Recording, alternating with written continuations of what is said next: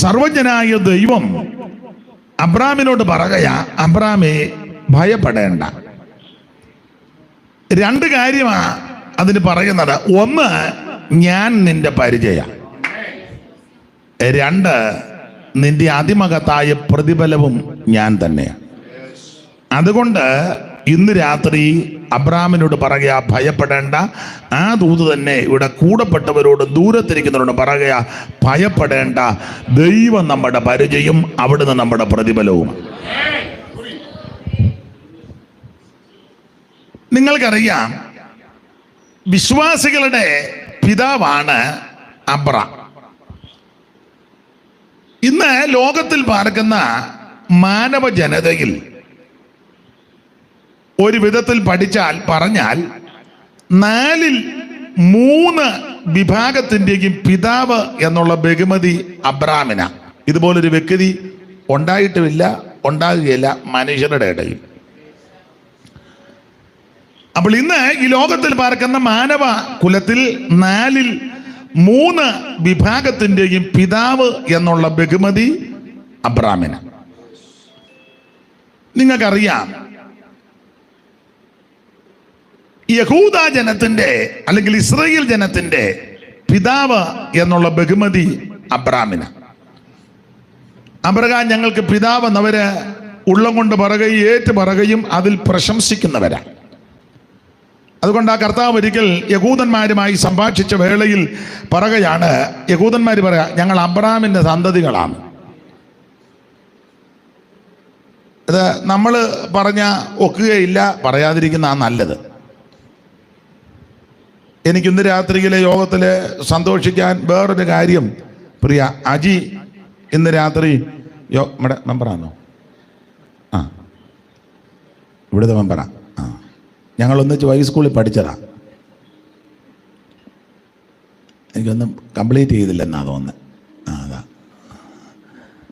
എന്നാലും നല്ല സഹോദരനായിരുന്നു. ഇടയ്ക്ക് നമ്മൾ എവിടെ വെച്ചാൽ കാണുകയും ചെയ്തല്ലോ. ആ, വളരെ സന്തോഷം. ദൈവം അനുഗ്രഹിക്കട്ടെ. അപ്പോൾ ഇസ്രായേൽ ജനത്തിന്റെ പിതാവ് എന്നുള്ള ബഹുമതി അബ്രാമിന. രണ്ട്, വിശ്വാസികളുടെ എല്ലാം പിതാവ് അബ്രഹാമ. വിശ്വാസികളുടെ പിതാവ് അബ്രഹാമത്ത്. അപ്പൊ ഇന്ന് ലോകത്തിൽ പാർക്കുന്ന സകല യഹൂദ ജനത്തിന്റെ പിതാവ് എന്നുള്ള ബഹുമതി അബ്രാമിന. ലോകത്തിന്റെ എല്ലാ ഇടങ്ങളിലും ചെതറി പാർക്കുന്ന ദൈവമക്കൾ, വിശ്വാസികൾ, അവരുടെ പിതാവ് അബ്രാമ. അപ്പൊ ഒരു ചെറിയ ആളല്ല. 3, വേറൊരു വിധത്തിൽ ചിന്തിച്ചാൽ ഇന്ന് ലോകത്തിൽ പാർക്കുന്ന സകല മുസ്ലിങ്ങളുടെയും പിതാവ് എന്നുള്ള ബഹുമതിയും അബ്രാമിന. ഒരു വിധത്തിൽ പഠിച്ചാൽ അവരും പറയും, ഇബ്രാഹിം ഞങ്ങളുടെ പിതാവാന്ന് അവർക്ക് അവകാശമുണ്ട്. അപ്പോൾ ഇന്ന് ലോകത്തിൽ പാർക്കുന്ന മാനവ ജനതയിൽ 4/3 വിഭാഗത്തിന്റെ പിതാവ് എന്നുള്ള ബഹുമതി അബ്രാമിനാണ്. ചെറിയ ആളല്ല. നമ്മുടെ കൂടെ 2 പേര് കൂടെ നിന്നാൽ മതി, നമ്മുടെ തനിനിറം അന്നേരം അറിയാം. മനുഷ്യന്റെ പ്രകൃതി അങ്ങനെ. 2 പേര് കൂടെ നിന്നാൽ മതി. പിന്നെ മന്ത്രിനെയോ MLA അങ്ങനെയുള്ള ആൾക്കാർ അല്പം അടുപ്പവും പരിചയമാണെങ്കിൽ പിന്നെ പറയുകയും വേണ്ട. ചുമ്മാ നിൽക്കുന്നതിന് ഓരം വെച്ച് പോകും. കാശ് ഇച്ചിരി കയ്യിലുണ്ട് പിന്നെ ഒട്ടും പറയണ്ട. എല്ലാവരുടെയും കാര്യമല്ല. എന്നാൽ ഇങ്ങനെ ശ്രേഷ്ഠനായ ഈ മനുഷ്യനോട് ഇടയ്ക്ക് കയറി പറയാം, ദൈവം സംസാരിച്ചപ്പോൾ അബ്രഹാം പറയുന്ന ഒരു പദപ്രയോഗമുണ്ട്, പൊടിയും വെണ്ണീറുമായ എന്നോട് സംസാരിപ്പാൻ അവിടത്തേക്ക് തിരുവള്ളം ഉണ്ടായല്ലോ. താൻ അവിടെ പൊടിയും വെണ്ണീറും എന്നൊക്കെ തൻ്റെ ജീവിതത്തിന്റെ അനുഭവത്തിന്റെ വെളിച്ചത്തിൽ വളരെ ആത്മാർത്ഥമായിട്ടാണ് പറഞ്ഞ്, ഞാനും നിങ്ങളുമൊക്കെ പൊടിയാ വെണ്ണീറാന്ന് പറയും. അതൊന്നും ശരിയായി പറയുന്നതല്ല. പിന്നെ നേരത്തെ ഉള്ളവരിങ്ങനെ പ്രാർത്ഥിക്കുമ്പോൾ പറയുന്നത് നമ്മൾ കേട്ടിട്ടുണ്ട്, സാക്ഷി പറയുമ്പോൾ പറയുന്നത് നമ്മൾ കേട്ടിട്ടുണ്ട്. അതുകൊണ്ട് നമ്മളും അങ്ങ് പറയുക, ഏഴയും പൊടിയും വെറുതെ പറയുന്നത്.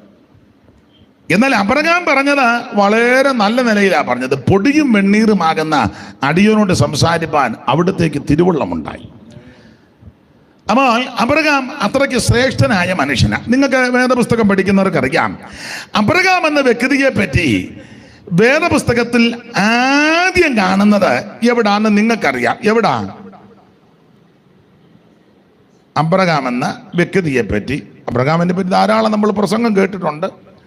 പ്രാർത്ഥിക്കുമ്പോഴും ചിലർ പ്രാർത്ഥിക്കും അബ്രഹാമിൻ്റെ, ഇസഹാക്കിൻ്റെ, യാക്കോബിൻ്റെ ദൈവം എന്നൊക്കെ പറഞ്ഞ് പ്രാർത്ഥിക്കും. നല്ലതാ, അതൊന്നും മുടക്കുമൊന്നും വേണ്ട. എന്നാലും അബ്രഹാം എന്ന വ്യക്തിയെ പറ്റി വേദപുസ്തകത്തിൽ ആദ്യം കാണുന്നത് എവിടാ?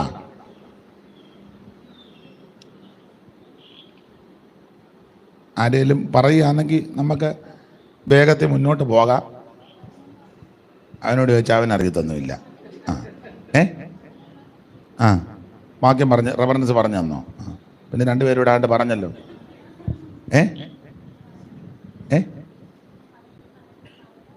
ആര് പറഞ്ഞു? നീ അതിനാന്നാ വന്നിരിക്കുന്നത്? ചുമ്മാ അല്ല സൈഡ് പിടിച്ചിരിക്കുന്ന ഇവൻ. വന്നുടനെ അവിടെ കസാരയിട്ട് പിടിച്ചത് അവർക്ക് നാളെ വരിക എന്നാൽ ഇവിടെ ഇരുന്നോണം. അപ്പൊ ശ്രദ്ധിക്കുക, അബ്രഹാം എന്ന വ്യക്തിയെ പറ്റി വേദപുസ്തകത്തിൽ ആദ്യം കാണുന്നത് ഉൽപ്പത്തി പുസ്തകം 11-ാം അധ്യായത്തിന്റെ 26. ഒന്ന് വായിച്ചു. തേരഹിന് 70 വയസ്സായപ്പോൾ അവൻ അബ്രാം, നാഹോർ, ഹാരാൻ എന്നിവരെ ജനിപ്പിച്ചു. അപ്പോൾ ശ്രദ്ധിക്കുക, വേദപുസ്തകത്തിൽ അബ്രാം എന്ന വ്യക്തിയെ പറ്റി ആദ്യം കാണുന്നത് ഉൽപ്പത്തി പുസ്തകം 11-ാം അധ്യായത്തിന്റെ 26. ഈ അബ്രാമിനെ ദൈവം വിളിച്ചു വേർതിരിച്ചു. അബ്രഹാമിന്റെ വിളിയെ പറ്റി പരാമർശിക്കുന്ന ഒരു പദം ബൈബിളിൽ, ഞാൻ അവനെ ഏകനായിട്ട് വിളിച്ചെന്നാണ്. ഞാൻ അവനെ ഏകനായിട്ട് വിളിച്ചു. വായിച്ച യെശയ്യാ പ്രവചനം 51-ാം അധ്യായത്തിന്റെ 2-ാം വാക്യം ഒന്ന് വായിച്ചാട്ടെ. യെശയ്യാവ് 51:2. നിങ്ങളുടെ പിതാവായ അബ്രഹാമിങ്കിലേക്കും നിങ്ങളെ പ്രസവിച്ച സാറയിങ്കിലേക്കും തിരിഞ്ഞു നോക്കുവീൻ. ഞാൻ അവനെ ഏകനായിട്ട് വിളിച്ചു. എന്നെ കേൾക്കുന്ന പ്രിയരെ, ഒരു കാര്യം പറയട്ടെ, ദൈവം വിളിക്കുന്നതെല്ലാം ഒറ്റയ്ക്കൊറ്റയ്ക്കാണ്. ഒരു കുടുംബത്തിൽ നിന്നാന്നേലും, ദേശത്തിൽ നിന്നാന്നേലും, നാട്ടിൽ നിന്നാന്നേലും, ഒരു രാഷ്ട്രത്തിന്റെ ഇടയിൽ നിന്നാന്നേലും ദൈവം വിളിക്കുന്നത് ഒറ്റയ്ക്കൊറ്റയ്ക്കാണ്. Praise the Lord. അപ്പോൾ അബ്രഹാമിനെ ഏകനായിട്ട് ദൈവം വിളിച്ചു. ഒന്നുകൂടെ വായിച്ചേ സിസ്റ്റർ ആ വാക്യം. നിങ്ങളുടെ പിതാവായ അബ്രഹാമിങ്കിലേക്കും നിങ്ങളെ പ്രസവിച്ച സാറായിങ്കിലേക്കും തിരിഞ്ഞു നോക്കുവീൻ. ഞാൻ അവനെ ഏകനായിട്ട് വിളിച്ചു. അപ്പോൾ അബ്രഹാമിനെ ദൈവം ഏകനായിട്ട് വിളിച്ചെന്ന സ്തോത്രം. അങ്ങനെ പറയാൻ കാര്യം, നിങ്ങൾ ആ ഭാഗമെല്ലാം കൂടെ ചേർത്ത് പഠിച്ചാൽ അബ്രഹാമിന്റെ കുടുംബം ഒരു വലിയ മഹാകുടുംബമാണ്. നമ്മളും ഇപ്പോഴൊക്കെ അങ്ങനെ പുസ്തകത്തിലും ചില ഇതിലൊക്കെ വായിക്കുന്നുണ്ട്, ഞങ്ങളുടെ കുടുംബം മഹാകുടുംബമാണ്. പേരുമൊന്നും ഞാനിപ്പോൾ പറയുന്നില്ല. ഒരു പുസ്തകം ഒരിക്കൽ പ്രകാശനം ചെയ്തു. ആ പുസ്തകം ഞാൻ വായിച്ചു. അപ്പോൾ ആ പുസ്തകത്തിൽ ഇങ്ങനെയുള്ള പ്രയോഗങ്ങളാണ് കൊടുത്തിരിക്കുന്നത്. ഞാൻ ലൈവ് ഉള്ളതുകൊണ്ട് പറയുന്നില്ല, വെറുതെ അലോഗ്യം ഉണ്ടാക്കുന്നില്ല. അപ്പോൾ അബ്രഹാമിന്റെ കുടുംബം ഒരു വലിയ മഹാകുടുംബമാണ്. ഏതാണ്ട് 1800 ശിഷ്ടം അംഗങ്ങളുള്ള സോറി മാനെ കണ്ടില്ല, അവിടോട്ട് വെക്കുകയാണെങ്കിലേ അവിടെ വെച്ചോ. അപ്പൊ ശ്രദ്ധിക്കുക, ഏതാണ്ട് 1800 ശിഷ്ടം അംഗങ്ങളുള്ള ഒരു ബൃഹത്തായ കുടുംബമാണ് അബ്രഹാമിന്റെ കുടുംബം. അപ്പൊ അംഗബലമുള്ള, ആൾബലമുള്ള ധാരാളം അംഗങ്ങളുള്ളൊരു മഹാകുടുംബം. ആ കുടുംബത്തിൽ നിന്ന് ദൈവം ഒരുവനെ വിളിച്ചു വേർതിരിച്ചു. എന്നെ കേൾക്കുന്ന പ്രിയരെ, നിങ്ങളുടെ കുടുംബത്തിൽ അംഗങ്ങൾ ധാരാളം കാണും. മിടുക്കന്മാരും ഉന്നതന്മാരും ശ്രേഷ്ഠന്മാരും കഴിവുള്ളവരും വിദ്യാനിപുണന്മാരും എഞ്ചിനീയേഴ്സും ഡോക്ടേഴ്സും പ്രൊഫസേഴ്സും ഒക്കെ കാണും. വളരെ നല്ലത്. പക്ഷേ അവർക്കാർക്കും വെളിപ്പെടാത്ത സത്യമാ ദൈവം നിങ്ങൾക്ക് വെളിപ്പെടുത്തിയത്. അവരാരും അനുഭവിക്കാത്ത ആത്മീക സന്തോഷമാ ദൈവം നിങ്ങളുടെ കൃതജ്ഞങ്ങളിൽ തന്നിരിക്കുന്നത്. അവർക്ക് ലഭിക്കാത്ത പദവിയും ഭാഗ്യമാ ദൈവം നിങ്ങൾക്ക് തന്നിരിക്കുന്നത്. അതുകൊണ്ട് ആ അനുഭവത്തിൽ വന്ന ദൈവമക്കൾ അവ ഓർത്തോർത്ത് ദൈവത്തിന് സ്തോത്രം ചെയ്യണം. Price the Lord. എടുത്തോ നീ എന്നെ നിന്നക്കായി, കൊടുത്തോ നീ നിന്നെ എനിക്കായി. എടുത്തോ നീ എന്നെ നിന്നക്കായി, കൊടുത്തോ നീ നിന്നെ എനിക്കായി. വാഴ്ത്തിടും സദനം പ്രിയാതവ നിത്യം പാടും കീർത്തനം ഞാൻ. വാഴ്ത്തിടും സദനം പ്രിയാതവ നിത്യം. ആമേൻ ചേർത്തതിനാൽ എന്നെ തിരുമാറിൽ കാത്തതിനാൽ എന്നെ വഴുതാതെ. ചേർത്തതിനാൽ എന്നെ തിരുമാറിൽ കാത്തതിനാൽ എന്നെ വഴുതാതെ.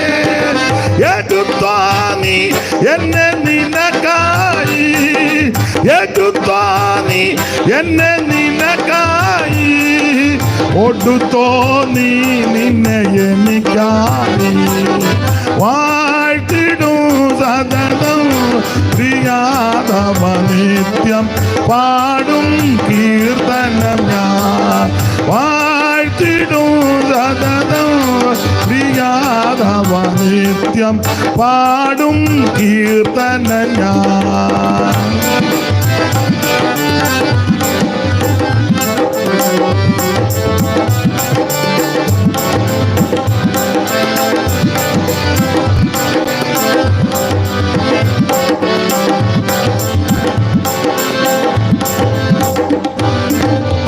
ശ്രദ്ധിക്കുക, അംഗബലമുള്ള ആൾബലമുള്ള മകത്തായ ബൃഹത്തായ കുടുംബത്തിൽ നിന്ന് ദൈവം അബ്രഹാമിനെ വിളിച്ചു വേർതിരിച്ചു. അപ്പോൾ വിളിച്ചത് ഏകനായിട്ട് ദൈവം വിളിച്ചെന്നാണ്. സ്തോത്രം. ഇനി വിളിക്കാനുള്ളതിന്റെ കാരണങ്ങളിൽ ഒരു കാരണം പറയാം. ദൈവം അബ്രഹാമിനെ നോക്കിയപ്പോൾ ദൈവത്തിന് മനസ്സിലായി ഇവനെ ഈ കുടുംബത്തിൽ നിന്ന് ഏകനായിട്ട് വിളിച്ചു വേർതിരിച്ചാൽ ഇവൻ വിശ്വസ്തയോടെ എന്നെ സേവിക്കും. നെഹമ്യാവ് 9:7 ഒന്ന് വായിച്ചു സഹായിച്ചാട്ടെ. നെഹമ്യാവ് 9:7.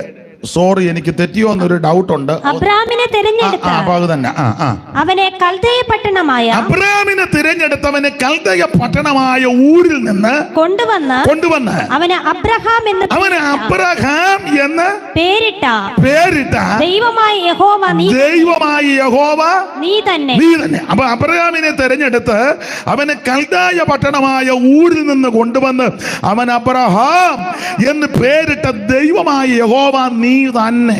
അടുത്തത് നീ അവന്റെ ഹൃദയം. ശ്രദ്ധിച്ചേ, നീ അവന്റെ ഹൃദയം. ആരുടെ ഹൃദയം? അബ്രഹാമിന്റെ ഹൃദയം. അതാ വായിക്കുന്നത്. നീ അവന്റെ ഹൃദയം നിന്റെ മുമ്പാകെ വിശ്വസ്തമായി കണ്ടു എന്ന് പറഞ്ഞാൽ സർവജ്ഞനായ ദൈവം അബ്രഹാമിനെ ഈ കുടുംബത്തിൽ നിന്ന് ഏകനായിട്ട് വിളിച്ചു വേർതിരിക്കാൻ കാര്യം ദൈവം തമ്പുരാൻ അബ്രഹാമിനെ നോക്കിയപ്പോൾ അവന്റെ ഹൃദയം അവൻ സ്തോത്രം നോക്കിയപ്പോൾ അവൻ വിശ്വസ്തനാണെന്ന് കണ്ടു. നീ അവന്റെ ഹൃദയം നിന്റെ മുമ്പാകെ വിശ്വസ്തമായി കണ്ടു. എൻ്റെ ഭാഷയെ പറഞ്ഞാൽ അബ്രഹാമിനെ ദൈവം വിളിക്കാൻ നേരത്ത്, അവനെ തെരഞ്ഞെടുക്കാൻ നേരത്ത് ദൈവത്തിന് മനസ്സിലായി ഈ കുടുംബത്തിൽ നിന്ന് ഇവനെ വിളിച്ചു വേർതിരിച്ചാൽ എന്ത് പ്രയാസങ്ങളും പ്രതിസന്ധികളും പ്രതികൂലങ്ങളും വന്നാൽ ഇവൻ ഇട്ടേച്ച് പോകത്തില്ല, വിശ്വസ്തയോടെ എന്നെ സേവിക്കും. എന്നെ കേൾക്കുന്ന ബഹുമാന്യരായ പ്രിയപ്പെട്ടവരോട് ഒരു കാര്യം ഓർപ്പിക്കട്ടെ. ജീവിതത്തിൽ പ്രശ്നങ്ങൾ വരാം, ബുദ്ധിമുട്ടുകൾ വരാം, ഞെരുക്കങ്ങൾ വരാം, കടഭാരങ്ങൾ വരാം, നിന്ദകളും ആക്ഷേപങ്ങളും അപമാനങ്ങളും പ്രതികൂലങ്ങളും പ്രതിസന്ധികളും പലവിധമാകുന്ന വിഷയങ്ങൾ വരാം. പൗലോസിന്റെ ഭാഷയിൽ പറഞ്ഞാൽ മാനാപമാനങ്ങൾ വരാം, ദുഷ്കീർത്തി സൽകീർത്തി വരാം, ഞെരുക്കങ്ങൾ വരാം, ആരോടും പറയാത്ത തിങ്ങി വിങ്ങുന്ന വിഷയങ്ങൾ ജീവിതത്തെ പിടിച്ച് കുലുക്കിയെന്ന് വരാം. പക്ഷേ ഇട്ടേച്ച് പുറകോട്ട് പോകരുത്, പിന്മാറരുത്, തളർന്നു പോകരുത്, ക്ഷീണിക്കരുത്, അവൻ നിരാശപ്പെട്ടു പോകരുത്.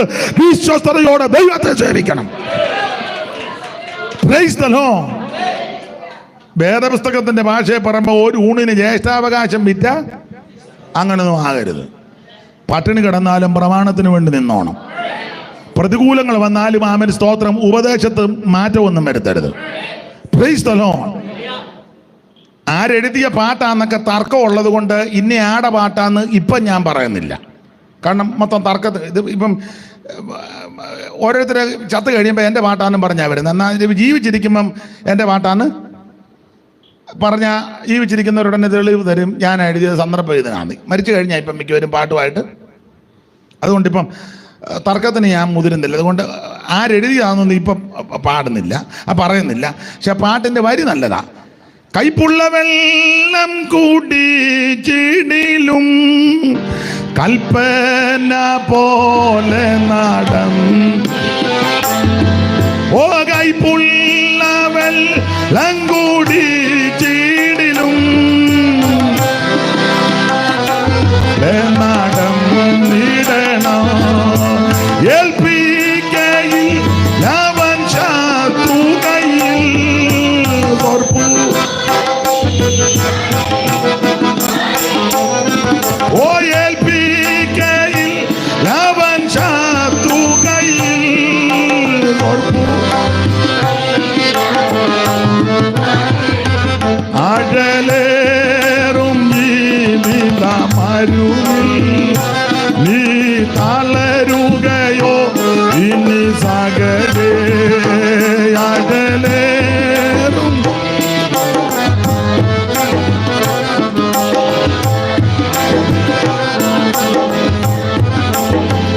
ഇന്ന് രാത്രി എന്നെ കേൾക്കുന്ന പ്രിയപ്പെട്ടവരോട് ഓർപ്പിക്കാം, എന്ത് പ്രതിസന്ധി വന്നാലും ഏത് പ്രതികൂലങ്ങൾ വന്നാലും പിന്മാറിപ്പോകരുത്. വിശ്വസ്തയോടെ ദൈവത്തെ സേവിക്കണം. അപ്പോൾ ഈ മഹാകുടുംബത്തിൽ നിന്ന് ദൈവം തമ്പുരാൻ അബ്രാമിനെ ഏകനായിട്ട് വിളിച്ചു വേർതിരിക്കാനുള്ളതിന്റെ കാരണങ്ങളിൽ ഒരു കാരണം ദൈവത്തിന് മനസ്സിലായി, ഇവൻ വിശ്വസ്തയോടെ നിൽക്കും. Price the Lord. ആ വാക്യത്തിൽ വേറൊരു കാര്യവും കൂടെ അടങ്ങിയിരിക്കുന്നത്, അബ്രഹാമിന് ഒരു ഹൃദയമുണ്ട്. അതുകൊണ്ടാണെന്ന് എഴുതിയിരിക്കുന്നത്, നീ അവൻ്റെ ഹൃദയം. അപ്പോൾ ഒരു ഹൃദയമുണ്ട്. പിണങ്ങാതിരിക്കാമെങ്കിൽ ഒരു കാര്യം പറയാം, പിണങ്ങിയാലും കുഴപ്പമില്ല. പെന്തിക്കോസുകാരിൽ ഒരു 80% ആൾക്കാർക്കും ഹൃദയമില്ല. അത് അവരുടെ കുഴപ്പമല്ല. എല്ലാവരും ഹൃദയം കർത്താവിന് കൊടുത്തു. ആരുടെയും കുഴപ്പമല്ല, എല്ലാവരും ഹൃദയം കർത്താവിന്. ചിലര് പറഞ്ഞു കേട്ട്, ഞാൻ 80കളിൽ എൻ്റെ ഹൃദയം കർത്താവിന് കൊടുത്തു. ഈ ഹൃദയം കർത്താവിന് കൊടുത്തിരിക്കുന്നതിന്റെ തെളിവ്, കാര്യങ്ങള് ചെയ്യുമ്പോൾ മനസാക്ഷിയില്ലല്ലോ, ഹൃദയത്തിന് കുത്തല് വരുന്നില്ല. സ്വന്തം ചേട്ടനും അനിയനും അതിന് തർക്കം ഉണ്ടാക്കുക, രണ്ടുപേരും പെന്തിക്കോസില. കാരണം അവരുടെ കുഴപ്പമില്ല, രണ്ടുപേരും ഹൃദയം കർത്താവിന് കൊടുത്തു. മാതാപിതാക്കൾക്ക് വെള്ളം കൊടുക്കാതെ അവരെ അന്വേഷിക്കാത്ത ധാരാളം പെന്തിക്കോസുകാരുണ്ട്. നമ്മുടെ അവിടുത്തെ സ്ഥലത്തിൻ്റെ പേരെന്നാ, കുമ്പനാട്ട്, ഓ അല്ലെന്ന് ആൾക്കാരെ കൊണ്ടിടുന്ന, ഓ ആശ്വാസഭവൻ, ഗിൽഗാല്. ആ ഗിൽഗാല്. സ്വന്തം സഹോദരങ്ങളെ, മാതാപിതാക്കളെ അവിടെ കൊണ്ടിട്ടിരിക്കുക. അവര് ശുശ്രൂഷകൾ ചെയ്യുന്നുണ്ട്, നല്ലത്. കാരണം മറ്റു കാര്യമല്ല, കുഴപ്പമൊന്നുമില്ല, ഹൃദയം ഇല്ല. ഹൃദയം കർത്താവിന് കൊടുത്തു.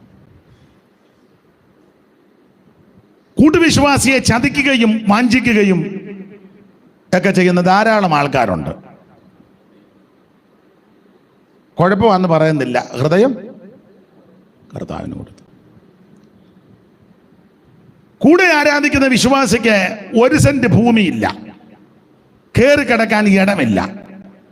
അപ്പൊ തന്നെ കൂടെ ആരാധിക്കുന്ന സഹോദരന് 5 ഏക്കറും 10 ഏക്കറും വസ്തുവുണ്ട്. ഒത്തിരി ഒന്നും കൊടുക്കണ്ട, കുടുംബമായിട്ട് ആലോചിച്ചേച്ചേ. നമ്മുടെ സഭയിൽ വരുന്ന ആ സഹോദരൻ ആ സഹോദരി അവർക്ക് കയറി കിടക്കാൻ ഇടമില്ല. നമുക്ക് 3-4 ഏക്കർ വസ്തുവുണ്ട്. ഒരു കാര്യം ചെയ്യാം, ഒത്തിരി കൊടുക്കണ്ട, ഒരു 5 സെൻറ്റ് സ്ഥലം. അപ്പോൾ ചോദിക്കും, പാസ്റ്റേ കൊടുത്തിട്ടുള്ളവരെ ഞങ്ങൾക്കറിയാം, ധാരാളം പേരുണ്ട്. അതാ ഞാൻ തുടക്കത്തിൽ പറഞ്ഞ 80% പറഞ്ഞത് മറന്നു പോകരുത്. തുടക്കത്തിലേ ഞാൻ പറഞ്ഞല്ലേ, കേട്ടില്ലേ? ആ,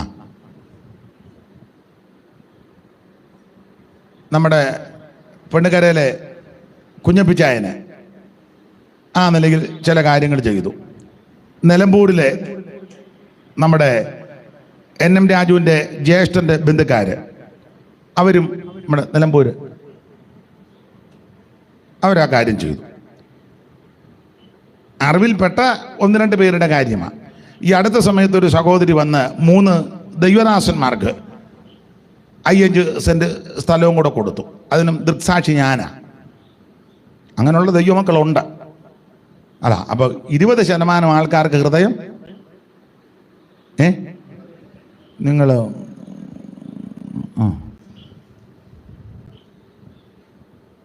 80% ഹൃദയം ഇല്ല. അവരുടെ കുഴപ്പമല്ല, അവരെല്ലാം ഹൃദയം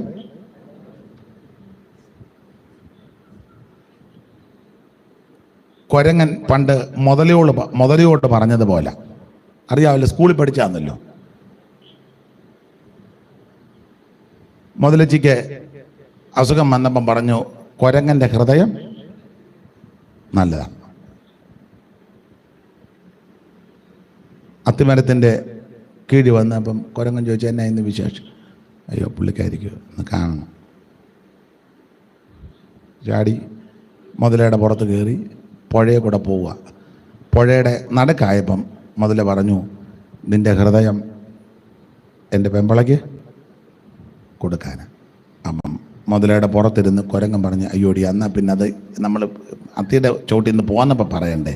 അതിന് ഞാൻ വെളിയിലോട്ട് പോകുമ്പം ഹൃദയം കൊണ്ടുപോവുകയല്ല, ഹൃദയം അത്തിയുടെ മേളി വെച്ച് കെട്ടിക്രമപ്പെടുത്തി വെച്ചാൽ ഞാൻ അങ്ങോട്ട് ചെല്ലുമ്പോൾ ഹൃദയം അവിടെ ഇരിക്കുക.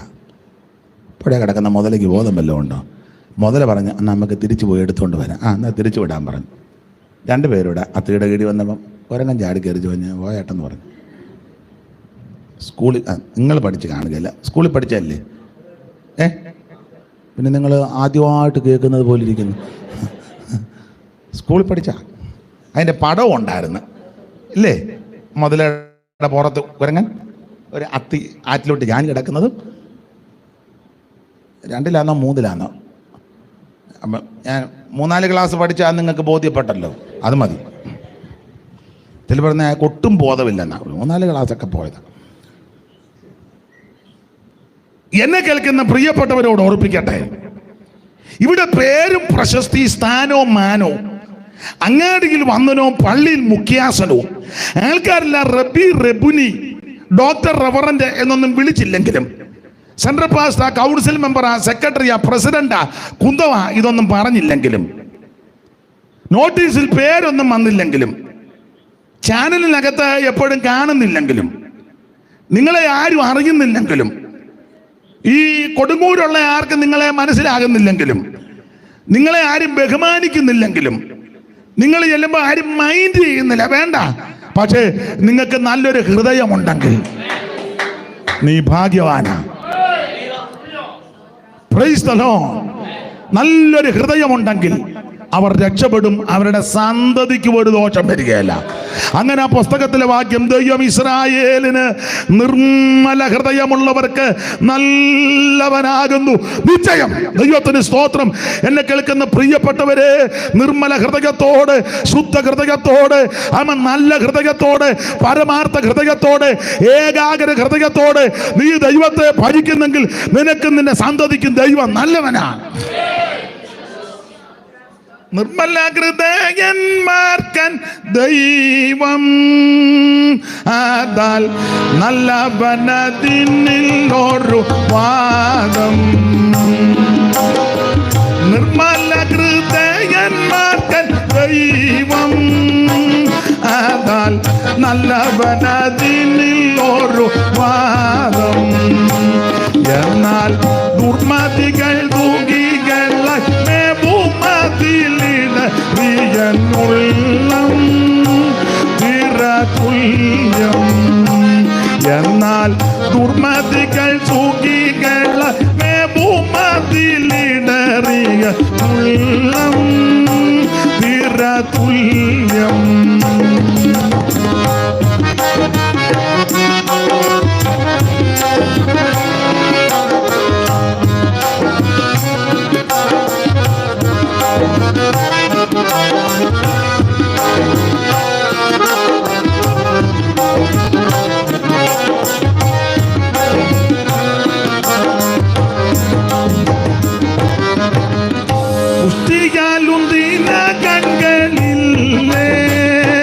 അവർ ഇഷ്ടമെല്ലാം സാധിച്ചിടുന്നില്ലേ?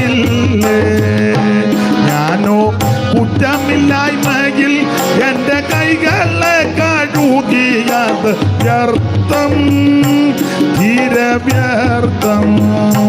ഞാനോ കുറ്റമില്ലായ്മയിൽ എൻ്റെ കൈകളെ കഴുകിയത് വ്യർത്ഥം, തീരവ്യർത്ഥം.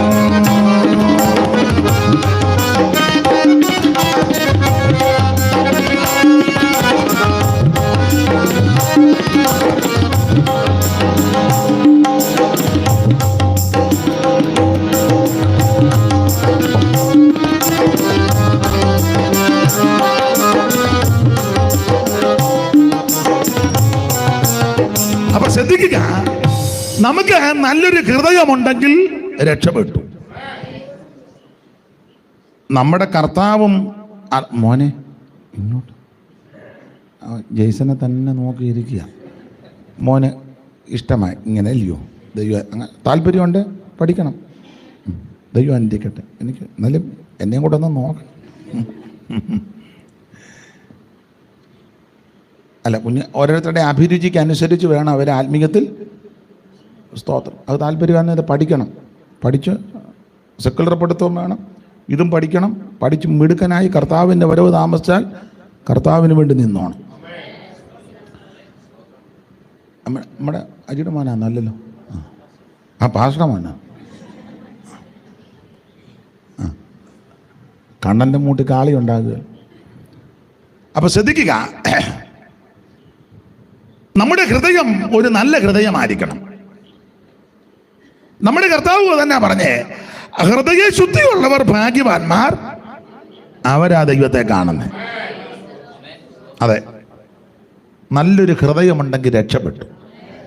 മറ്റുള്ളവരെ സ്നേഹിപ്പാൻ, കരുതുവാൻ, ആദരിപ്പാൻ, സ്തോത്രം, മറ്റുള്ളവന്റെ കഷ്ടതയിൽ കൂട്ടായ്മ കാണിക്കാൻ, യോബിന്റെ സ്നേഹിതന്മാര് പറഞ്ഞതുപോലെ സഹതപിപ്പാൻ, ചെന്നിരിക്കാൻ ഒക്കെ നല്ലൊരു ഹൃദയമുണ്ടെങ്കിൽ ചൂട്ടൻ രക്ഷപ്പെട്ടു. ഹൃദയത്തെ പറ്റി പ്രസംഗിക്കുന്നതിൽ നല്ലത് നല്ലൊരു ഹൃദയമുള്ളതാണ്. നല്ലൊരു ഹൃദയം. ഈ ഉപവാസ പ്രാർത്ഥനയിൽ പ്രസംഗിക്കാൻ വരുന്ന ദൈവദാസന്മാർക്ക് ഞാൻ ഉൾപ്പെടെ, അല്ല ഈ യോഗങ്ങളിൽ സംസാരിക്കുന്നവർക്കും കേൾക്കുന്നവർക്കും ഒരു നല്ല ഹൃദയം ഉണ്ടാകട്ടെ. ദൈവം അതിനെ കൃപ ചെയ്യട്ടെ. അപ്പൊ ശ്രദ്ധിക്കുക, അബ്രഹാമിനെ ദൈവം വിളിക്കാനുള്ളതിൻ്റെ പ്രധാനപ്പെട്ട കാരണങ്ങളിൽ ഒന്ന്, ദൈവത്തിന് മനസ്സിലായി ഈ കുടുംബത്തിൽ നിന്ന് ഇവനെ ഏകനായിട്ട് വിളിച്ചു വേർതിരിച്ചാൽ, ഒന്ന്, ഇവൻ വിശ്വസ്തയോടെ നിൽക്കും. രണ്ട്, നല്ല ഹൃദയമുണ്ട്. ധാരാളം കാര്യമുണ്ട്, ഒരു കാര്യം കൂടെ പറഞ്ഞാൽ ആ ഭാഗം വിടാം. മൂന്ന്, അബ്രഹാമിനെ വിളിക്കാനുള്ളതിൻ്റെ മൂന്നാമത്തെ ഒരു കാരണം, ആ പശ്ചാത്തല ഭാഗം പഠിച്ചാൽ അബ്രഹാം കൽദായ ജാതിയ. നിങ്ങൾ വേദപുസ്തകം പഠിക്കുമ്പോൾ കൽദായ ജാതിയുടെ വിശേഷതകൾ പലതുണ്ട്. അതെല്ലാം ഇപ്പോൾ എടുക്കുന്നില്ല, ഒരു പ്രയോഗം മാത്രം പറയാം. ഞാൻ ഉഗ്രതയും വേഗതയുമുള്ള ജാതിയായ കൽദായരെ വരുത്തുവന്ന. അപ്പൊ കൽദായ ജാതിയുടെ ഒരു വിശേഷത ഉഗ്രതയും വേഗതയും, നല്ല സ്പീഡപ്പാ. അപ്പം ദൈവത്തിന് മനസ്സിലായി, ഈ ചതഞ്ഞേന്ന് കിടക്കുന്നവന്റെ കുടുംബത്തിൽ നിന്ന് ഒരുത്തനെ വിളിക്കുന്നതിലും നല്ലത് അല്പം ആക്കവും തൂക്കവും ഒരുക്കവും താല്പര്യവും ഒരു ചടുലതയും തീക്ഷ്ണതയും ഉശിരും ഉന്മേഷമുള്ളവന്റെ കുടുംബത്തിൽ നിന്ന് ഒരുത്തനെ വിളിച്ചാൽ പ്രയോജനമാണ്. Price the Lord. ഈ ആത്മീക വിഷയത്തിൽ ഒരു തീക്ഷ്ണത ഉണ്ടായിരിക്കണം. സാധാരണ ദൈവദാസന്മാരൊക്കെ ഇപ്പൊ പിന്നെ പാട്ടുകാരുള്ളത് കൊണ്ട് കുഴപ്പമില്ല, അവർ അത് കോൺട്രാക്ട് ബേസിൽ അവർ പാടുന്നതുകൊണ്ട് കുഴപ്പമില്ല. പണ്ടൊക്കെ സഭായത്തിന് അങ്ങനെ പാസ്റ്റർമാർ പ്രാർത്ഥിക്കുന്നതെന്ന് പറയും, നമുക്ക് പാട്ടുകൾ പാടി ദൈവത്തെ അന്നേരം പാടുന്ന ആൾക്കാരുണ്ട്. എന്നാൽ ചിലയിടങ്ങളിൽ ചെന്ന പാസ്റ്റർമാർ പറയും ഒരു പാട്ട് പാടിയാട്ട്, ആരും മിണ്ടുക. പിന്നെ പാസ്റ്റർ നോക്കി വെച്ചു ഒരു പാട്ട് പാട്, എന്നാലും പാടുക. പിന്നെ ഏതെങ്കിലും ഒരു പാട്ട് ആരെങ്കിലും പാടും, അത് എല്ലാം പരുവക്കേടുമായിരിക്കും. ഈ ചിലർക്ക് ആ വിഷയം ഞാൻ പറയത്തില്ല. അവന് അവിടെ നിന്ന് ചിരിക്കുന്നത് വേറൊരു വിഷയം ഉണ്ടതാ, അത് ഇന്ന് ഞാൻ പറയത്തില്ല. നീ ഓർത്ത് ഞാനിപ്പോൾ അത് പറയുമെന്നാണ്.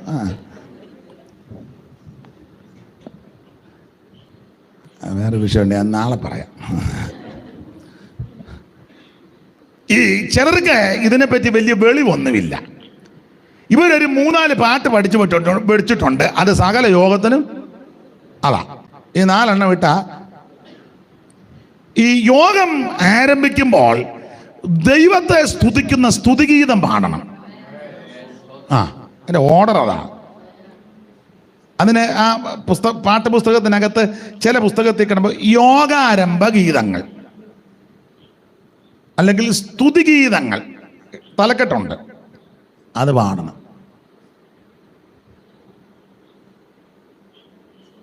ഇന്നാളൊരു യോഗത്തിന് ചെന്നപ്പോൾ, ഇന്നാളല്ല കുറച്ചേറെ നാളായി ചെന്നപ്പോൾ, യോഗം അങ്ങോട്ട് തുടങ്ങിയപ്പോൾ പാട്ടുകാരിൽ ഒരാൾ പാടുക, എൻ്റെ യോഗം തുടങ്ങുക. തീരുന്ന സമയത്താന്നെ പിന്നെ അവർക്ക് യോഗം കഴിയുമ്പോൾ എന്തെങ്കിലും കാണുമെന്നാൽ പിന്നെ അത് വെച്ചങ്ങ് അറിയത്തില്ല, എല്ലാം കൊയറാണ്. ഒരു യോഗം ആരംഭിക്കുമ്പോൾ ദൈവത്തെ സ്തുതിക്കുന്ന സ്തുതിഗീതം പാടണം. സഭായോഗത്തിനും അങ്ങനെ തന്നെ. സഭായോഗം പ്രാർത്ഥിച്ച് ആരംഭിക്കുമ്പോൾ ദൈവത്തെ സ്തുതിക്കുന്ന സ്തുതിഗീതം പാടണം. ദൈവത്തിന് മഹത്വം കരയേറ്റുന്ന എത്ര നല്ല പാട്ടുകളുണ്ട്. എല്ലാവർക്കും കൂടെ ചേർന്ന് പാടാൻ പറ്റുന്ന, നീ കുത്തിയിരുന്ന് ഇപ്പം ഞങ്ങൾക്ക് ഞെരടി എഴുതുകയൊന്നും വേണ്ട, നല്ല ഭക്തന്മാരെഴുതിയ നല്ല പാട്ടുകൾ. സാധാരണ നമ്മൾ പഴയ പെന്തിക്കോസിലൊക്കെ അങ്ങനെ, പെന്തിക്കോസുകാർ ഇപ്പോഴും ഉണ്ട് ചിലർ, യോഗാരംഭ ഗീതങ്ങൾ. നിങ്ങൾക്കറിയാവുന്ന 2 എണ്ണം പറ.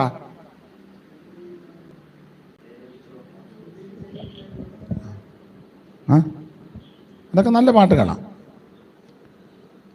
അത് ദയ ലഭിച്ചോരെന്ന് പിന്നെ തിരുത്തിയതാ, ജയമെടുത്തോരെന്ന എഴുതിയ പുള്ളി എഴുതിയത്. പിന്നെ നമ്മുടെ ഇടയിലും ചില എല്ലാം പണ്ഡിത ശിരോമണികളുണ്ടല്ലോ, പോട്ടെ, എന്നാലും നല്ല പാട്ടാണ് അത്. സ്തുതി ചെയ്യുമനമേ, സ്തുതിഗീതം പാടി പുകഴ്ത്തിടുന്നേൻ മനുവേലനെ, പിന്നെ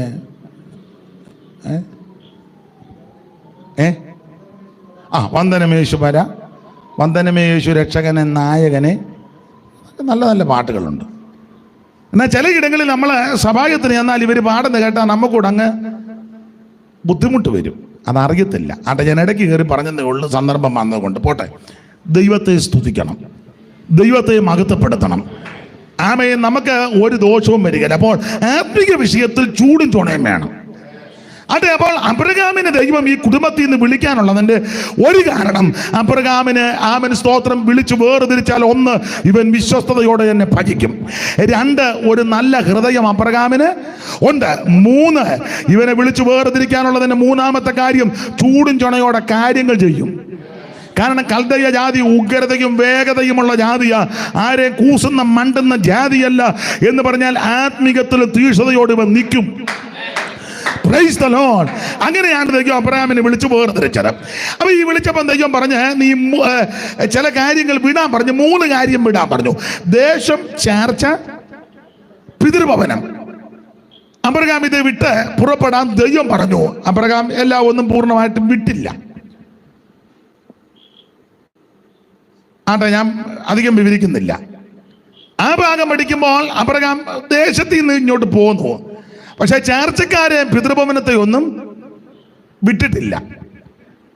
ചാർച്ചക്കാരുടെ പ്രതിനിധിയായിട്ടാ ലോത്ത് കൂടെ നിൽക്കുന്നത്. പിതൃഭവനത്തിന്റെ പ്രതിനിധിയായിട്ട് ഹാരാൻ വരെ അപ്പനും ഉണ്ടായിരുന്നു. ഹാരാൻ എന്ന വാക്കിന്റെ ഒരർത്ഥം വരൾച്ച. ചിലരുടെ ജീവിതത്തിലെ വരൾച്ച മാറുന്നില്ല. അതിനൊരു കാരണം പറയാം, ഞാൻ എന്നെയും കൂടെ പ്രതിയാക്കി പറയുക. നിന്റെ അല്ലെങ്കിൽ എൻ്റെ ജീവിതത്തിലെ വരൾച്ച മാറാത്തതിൻ്റെ കാരണം ആമൻ വിടേണ്ടത് വിടാതെ ആമൻ സ്തോത്രം ചെല്ലേണ്ട സ്ഥലത്ത് നമ്മൾ ചെല്ലണം. ഇടയ്ക്ക് താവളമടിച്ചാൽ ആമൻ വരൾച്ച മാറുകയില്ല. അപ്പോൾ അബ്രഹാമിനെ ദൈവം വിളിച്ചു വേർതിരിച്ചു. അബ്രഹാം ദൈവത്തിന്റെ വിളി കേട്ടിറങ്ങി. അബ്രഹാമിന്റെ വിളി ശ്രേഷ്ഠമാണ്. അങ്ങനെ ഇറങ്ങി യാത്ര ചെയ്തു. ഇനി ആ 11-ാം അധ്യായത്തിന്റെ 26 മുതലുള്ള തിരുവെഴുത്ത് വായിച്ചേ. 11:26 മുതൽ. തേരഹിന് 70 വയസ്സായപ്പോൾ അവൻ തേരഹിന് 70 വയസ്സായപ്പോൾ അബ്രാം നാഗോർ ഹാരാൻ എന്നിവരെ ജനിപ്പിച്ചു. അടുത്തത് തേരഹിന്റെ വംശപാരമ്പര്യമാവിത് തേരഹ് അബ്രാമിനെയും നാഗോറിനെയും ഹാരാനും ജനിപ്പിച്ചു. എന്നാൽ ഹാരാൻ ലോത്തിനെ ജനിപ്പിച്ചു. അടുത്തത് എന്നാൽ ഹാരാൻ തന്റെ ജന്മദേശത്ത് വെച്ച് കൽദയരുടെ ഒരു പട്ടണമായ ഊര് വെച്ച് തന്റെ അപ്പനാകുന്ന തേരഹിന് മുന്നേ മരിച്ചുപോയി. അടുത്തത് അബ്രാമും നാഹോറും ഭാര്യമാരെ എടുത്തു. അബ്രാമിന്റെ ഭാര്യയ്ക്ക് സാറായി എന്നും നാഹോറിന്റെ ഭാര്യയ്ക്ക് മിൽക്ക എന്നും പേര്. അടുത്തത് ഇവൾ മിൽക്കായുടെയും ഇസ്കയുടെയും അപ്പനായ ഹാരാന്റെ മകൾ തന്നെ. അടുത്തത് സാറായി മച്ചിയായിരുന്നു, അവൾക്ക് സന്തതി ഉണ്ടായിരുന്നില്ല. അടുത്തത് തേരഹ് തന്റെ മകനായ അബ്രാമിനെയും ഹാരാന്റെ മകനായ തന്റെ പൗത്രൻ ലോത്തിനെയും തന്റെ മകനായ അബ്രാമിന്റെ ഭാര്യയായി മരുമകളാകുന്ന സാറായെ കൂട്ടിക്കൊണ്ട് കൽദയരുടെ പട്ടണമായ ഊരിൽ നിന്ന് കനാൻ ദേശത്തേക്ക് പോകുവാൻ പുറപ്പെട്ടു. ഈ യാത്രയിൽ വരൾച്ച വരാൻ കാര്യം, യാത്ര പുറപ്പെട്ടു. അങ്ങനെ അവർ, അടുത്ത പദം കൊണ്ടൊന്ന് വായിച്ചു, അങ്ങനെ അവർ ഹാരാൻ വരെ വന്ന് അവിടെ പാർത്തു. അപ്പൊ ശ്രദ്ധിക്കുക, ഹാരാൻ എന്ന വാക്കിന് കൊടുത്തിരിക്കുന്ന ഒരർത്ഥം വരൾച്ച. വിളി കേട്ട് ഇറങ്ങിയ അബ്രഹാം ഇപ്പൊ എവിടാ വന്ന് പെട്ടിരിക്കുന്നേ? ഹാരാൻ. വാക്കിന്റെ അർത്ഥം വരൾച്ച. അപ്പൊ അങ്ങനെ മറുപടി പറയണം, എന്നോട് അർത്ഥം വെച്ച് മറുപടി പറയണം. ദൈവത്തിന്റെ വിളി കേട്ട് ഇറങ്ങി യാത്ര ചെയ്തവൻ ഇപ്പം വന്ന് പെട്ടിരിക്കുന്നത് വരൾച്ചയ്ക്കകത്ത. വരൾച്ച അതിനാ കാരണം. ആരാ വിളിച്ചത്? ഏത് ദൈവം? ഏത് ദൈവം? ഉറക്കം പറ. നിങ്ങൾ ആലോചിക്കുക, ആരുടെ പേരാ ഇപ്പൊ പറയേണ്ടെന്നായിരിക്കും. ഏകസത്യ ദൈവമേയുള്ളൂ ഭൂവാസികളെ, ഏകസത്യ ദൈവമേയുള്ളൂ ഭൂവാസികളെ, ഏകസത്യ ദൈവമേയുള്ളൂ.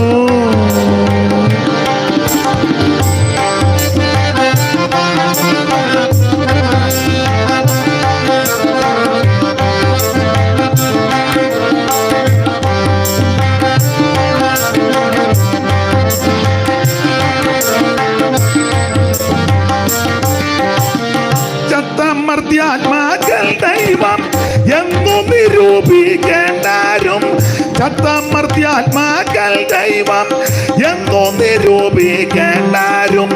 100 ദൈവങ്ങൾ സത്യദൈവം ഒന്നേയുള്ളൂ. 100 ദൈവങ്ങൾ സത്യദൈവം ഒന്നേയുള്ളൂ. ഏകസത്യ ദൈവമേയുള്ളൂ ഭൂവാസികളെ, ഏകസത്യ ദൈവമേയുള്ളൂ ഭൂവാസികളെ, ഏകസത്യ ദൈവമേയുള്ളൂ.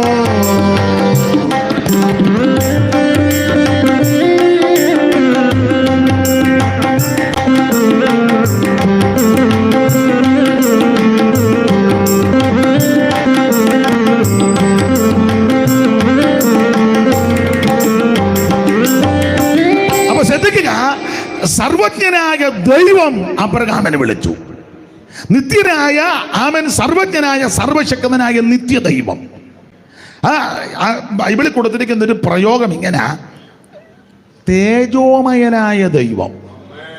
അങ്ങനെ നിങ്ങൾ അപ്പോസ്തല പ്രവർത്തകരുടെ പുസ്തകം 7-ാം അധ്യായത്തിൻ്റെ 1-2 വാക്യങ്ങൾ സഹോദരി മൈക്ക് കൂടെ വായിച്ച് സഹായിച്ചാട്ടെ. ഇത് ഉള്ളത് തന്നെയോ എന്ന് മഹാപുരോഹിതൻ ചോദിച്ചതിന് അവൻ പറഞ്ഞത്, സഹോദരന്മാരും പിതാക്കന്മാരുമായുള്ള പുരുഷന്മാരെ കേൾക്കുവീൻ. നമ്മുടെ പിതാവായ അബ്രഹാം, സ്തേഫാനോസിന്റെ പ്രഥമ പ്രസംഗം അങ്ങോട്ട് തുടങ്ങുക. നമ്മുടെ പിതാവായ അബ്രഹാം ഹാരാനിൽ വന്ന് പാർക്കുന്നതിന് മുൻപ് മെസൊപ്പൊട്ടോമിയയിൽ ഇരിക്കുമ്പോൾ തന്നെ തേജോമയനായ ദൈവം മതി. അപ്പൊ അബ്രഹാമിനെ വിളിച്ചത് ആരാ? ഈ വാക്യത്തിന്റെ വെളിച്ചത്തിൽ തേജോമയനായ ദൈവം. അവിടുന്ന് തേജോമയനാ. നമ്മളതുകൊണ്ട് ദൈവത്തിന് തേജസ് ഒന്നും ഉണ്ടാക്കി ദൈവത്തിനെ പൗഡർ ഇടിക്കൊന്നും വേണ്ട. കുട്ടിക്കൂറ പൗഡർ ദൈവത്തിന് എന്തിനാടാ കുട്ടിക്കൂട? പണ്ട് കടന്നുപോയ നയനാർ ചോദിച്ച പോലെ ദൈവത്തിന് എന്തിനാ ഭാറാവുകാരൻ ചോദിച്ചല്ലയോ? ദൈവത്തിന് യേശുവിൻ്റെ കൈയിരിക്കുന്നതിൻ്റെ മേളിലൊരു കമ്പി വെച്ച് അവിടെ വെച്ചിരിക്കുക കാന്തം. അതിന് ആദ്യത്തെ ഇടി യേശുവിനെ ഏക്കരുതെന്ന്. തുലാമഴയ്ക്കൊക്കെ അതിന് മുന്നേ ഇടി വെട്ടുവേ. അതിന് യേശുവിൻ്റെ തലയുടെ മണ്ടേ കാന്തം. അതിന് അവറാച്ച യേശുവിന് ഇടിയാച്ചേക്കാൻ സാധ്യത. ഞങ്ങളുടെ ആനണി സാർ പണ്ട് നമ്മുടെ ചാനാശ്ശേരി നൂണ്ടിയാലും കടന്നുപോയ ആനണി സാർ പണ്ട് പറയായിരുന്നു പരിശോധന, ഇടിവെട്ടിക്കുന്ന ദൈവത്തിന് എന്തിനാണ് നിന്റെ വെടി? ദൈവത്തിന് 2 വെടി. ദൈവത്തിനാരും തേജസ് ഒന്നും ഉണ്ടാക്കണ്ട. അവിടുന്ന് തേജോമയനാണ്. ദൈവത്തിനാരും കൊണ്ട് വിളക്കം കത്തിച്ച് വെക്കണ്ട. അവിടുന്ന് വെളിച്ചമാണല്ലോ. സ്തോത്രം. ദൈവത്തിനാരും കൊണ്ട് തുണിയും കൊടുക്കണ്ട. അയ്യോ ദൈവം തുണിയില്ലായിരിക്കുക, എന്നാ 3-4 മീറ്റർ തുണി. അവിടുന്ന് തേജോമയനല്ലേ. പിന്നെ നമ്മുടെ ചില ആൾക്കാർ ചില പ്രസംഗിച്ച് വരുമ്പോൾ ചില പ്രയോഗം പറയുമ്പോൾ നമുക്കും ചിലപ്പോൾ തോന്നിപ്പോകും പുള്ളിക്ക് ഇടയ്ക്കിടയ്ക്ക് വസ്ത്രമൊന്നും ഇല്ലെന്നാ നമുക്ക് തോന്നും. ചില പറയത്തില്ലേ, ഇന്ന് രാത്രിയിൽ തേജോമയനായ ദൈവം തേജസ് വാരി ചുറ്റി നമ്മുടെ നടുവിൽ. ഇപ്പോൾ ഞങ്ങളുടെ യോഗത്തിന് പോയപ്പോൾ ഇതെല്ലാം അഴിഞ്ഞു പോയി. പുള്ളി സമയം പോകണ്ടല്ലോ അങ്ങോട്ട് വാരി ചുറ്റി പെട്ടെന്ന് ഇങ്ങോട്ട്. അല്ല, എനിക്ക് അങ്ങ് തോന്നിപ്പോക, എൻ്റെ അജ്ഞത കൊണ്ടാണോ എന്നറിയത്തില്ല. ദൈവം തേജസ് വാരി ചുറ്റി നമ്മുടെ നടുവിൽ കൂടെ. കാരണം നേരത്തെ ഏതോ യോഗത്തിന് പോയപ്പോൾ പുള്ളിയുടെ തുണിയെല്ലാം തേജസ് എല്ലാം പോയി. പിന്നെ സമയം പോകേണ്ട പുള്ളിയെല്ലാം കൂടെ വാരി ചുറ്റി. ഞങ്ങൾ അല്പം വൈകിയത് ഇതെല്ലാം ഇണക്കാൻ. നാളെ വരികയല്ലേ നീ? നാളെ കാണുകയല്ലേ? ആരും വരികയല്ലേ? അപ്പം നാളെ ഇടയ്ക്ക് വന്ന് കയറി ഒപ്പിക്കുകയല്ല. ഇതൊക്കെ ഇവിടെ തന്നെ മിക്കാറും വെക്കും, അല്ലെങ്കിൽ നേരത്തെ വരും. ഇന്ന് നിങ്ങളൊന്ന് ക്ഷമിക്കണം, ഇപ്പം വൈകിപ്പോയത് കൊണ്ടാണ്. നിങ്ങൾ ചിന്തിക്കരുത്, നല്ല അന്തരീക്ഷത്തിലായിരുന്നു എല്ലാം കൂടെ കയറി വന്നതെല്ലാം കൂടെ അങ്ങോട്ടും ഇങ്ങോട്ടും വലിച്ച്.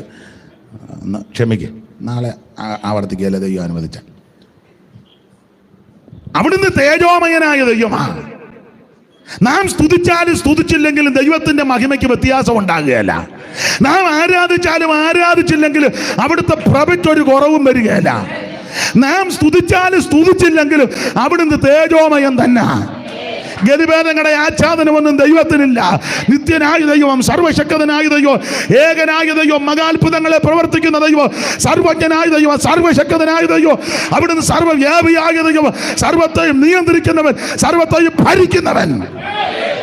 ഇന്ന് രാത്രി എന്നെ കേൾക്കുന്ന ദൈവത്തിന്റെ പൈതലേ, നിന്നെ വിളിച്ച ദൈവം വിശ്വസ്തനായ ദൈവമാ. നിന്നെ വിളിച്ച ദൈവം തേജോമയനായ ദൈവമാ. നിന്നെ രക്ഷിച്ച ദൈവം തേജസ്സുള്ള ദൈവമാ. നിനക്കല്പം തേജസ് കുറഞ്ഞാലും നിന്നെ വിളിച്ച ദൈവം തേജസ്സുള്ള ദൈവമാ. നിനക്കല്പം പരിജ്ഞാനം കുറവാന്നേലും നിന്നെ വിളിച്ച ദൈവം പരിജ്ഞാനമുള്ളവനാ.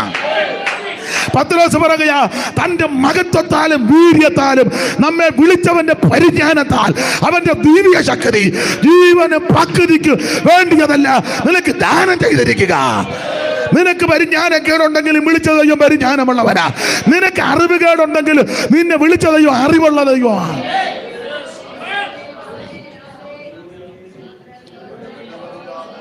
പാട്ട് തെറ്റുകാന്നേ ക്ഷമിക്കണം. ഞാൻ ഇടയ്ക്കിടയ്ക്ക് 2 ശീല പാട്ട് പാടും. വിരോധമുണ്ടോ?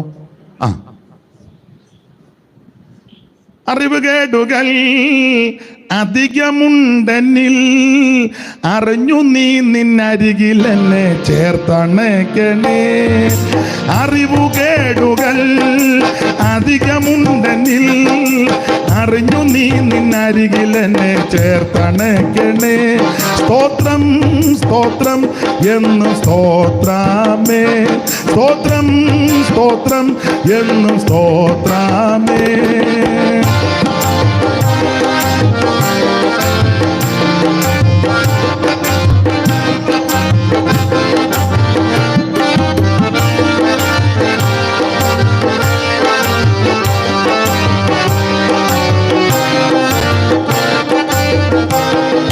സേനയാലല്ല സ്നേഹത്താലത്രേ ജയകിരീടം അണിഞ്ഞു വാഴും രാജൻ നീയല്ലോ. സേനയാലല്ല സ്നേഹത്താലത്രേ ജയകിരീടം അണിഞ്ഞു വാഴും രാജൻ നീയല്ലോ. സ്തോത്രം സ്തോത്രം എന്നും സ്തോത്രാമേ, സ്തോത്രം സ്തോത്രം എന്നും സ്തോത്രാമേ. ഒരിക്കൽ നിന്നെ ഞാൻ നേരിൽ കണ്ടിടും, ശരിക്കു തീരും എൻ വിഷാദം അന്നു മാത്രമേ.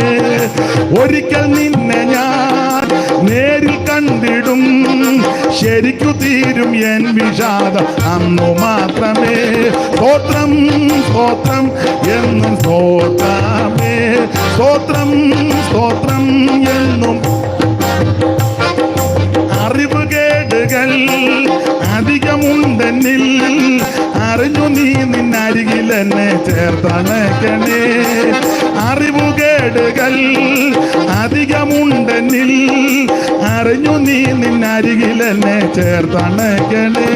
സ്തോത്രം സ്തോത്രം എന്ന് സ്തോത്രാമേ, സ്തോത്രം സ്തോത്രം എന്ന് സ്തോത്രാമേ, സ്തോത്രം സ്തോത്രം എന്നും സ്തോത്രാമേ, സ്തോത്രം സ്തോത്രം എന്ന് സ്തോത്രാമേ.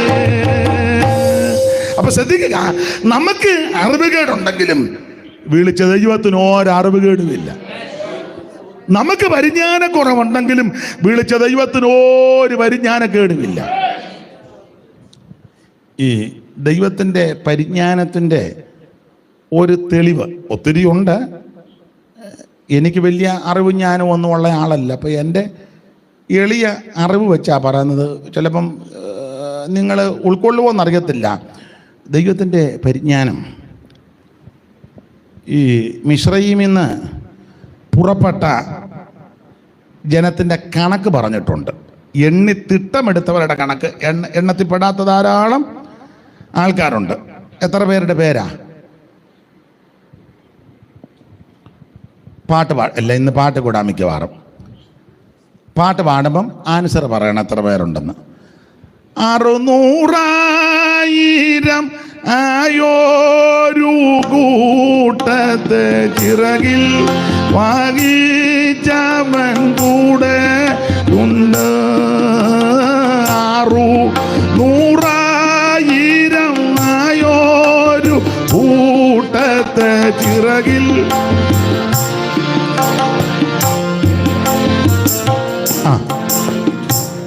അപ്പൊ 600,000 എത്ര ആൾക്കാര്? വാക്യം കണ്ടല്ലയോ? ഞാൻ കണ്ട് തപ്പിയെടുക്കുന്നത്. മിടുക്കൻ, ദൈവം അനുഗ്രഹിക്കട്ടെ. അപ്പൊ കാലാള് തന്നെ പുരുഷന്മാരെല്ലാം കൂടെ 6 ലക്ഷം. പിന്നെ പെണ്ണും പെടക്കോടിയും പെറുങ്ങണിയും എല്ലാം കൂടെ 30 ലക്ഷം ഒന്നും അല്ല, ഇഷ്ടം പോലെ. എൻ്റെ ഭാഷ പറഞ്ഞ 30, 50 ഒന്നും ആയിരിക്കുകയല്ല. ആണോ? യോടി ന്യായമായൊരു കണക്കെടുത്ത് പുരുഷന്മാർ തന്നെ 6 ലക്ഷം. പഴയ കണക്കാണെങ്കിൽ എണ്ണം കൂടും. ഒരു പുരുഷൻ ഒരു ഭാര്യയെ വെച്ച് കൂട്ടപ്പോൾ എത്രയാ? അന്ന് ഒന്ന് വെച്ചാന്നോ? അന്നത്തെ കാലത്ത് നല്ല ചേലായി. അല്ല, ഒന്ന് വെച്ചങ്ങ് കൂട്ട്. അങ്ങനെ ആകുമ്പോൾ തന്നെ 12. ഇന്നത്തെ കണക്കനുസരിച്ച് 2 പിള്ളേരെ വെച്ച് കൂട്ടിക്കേ.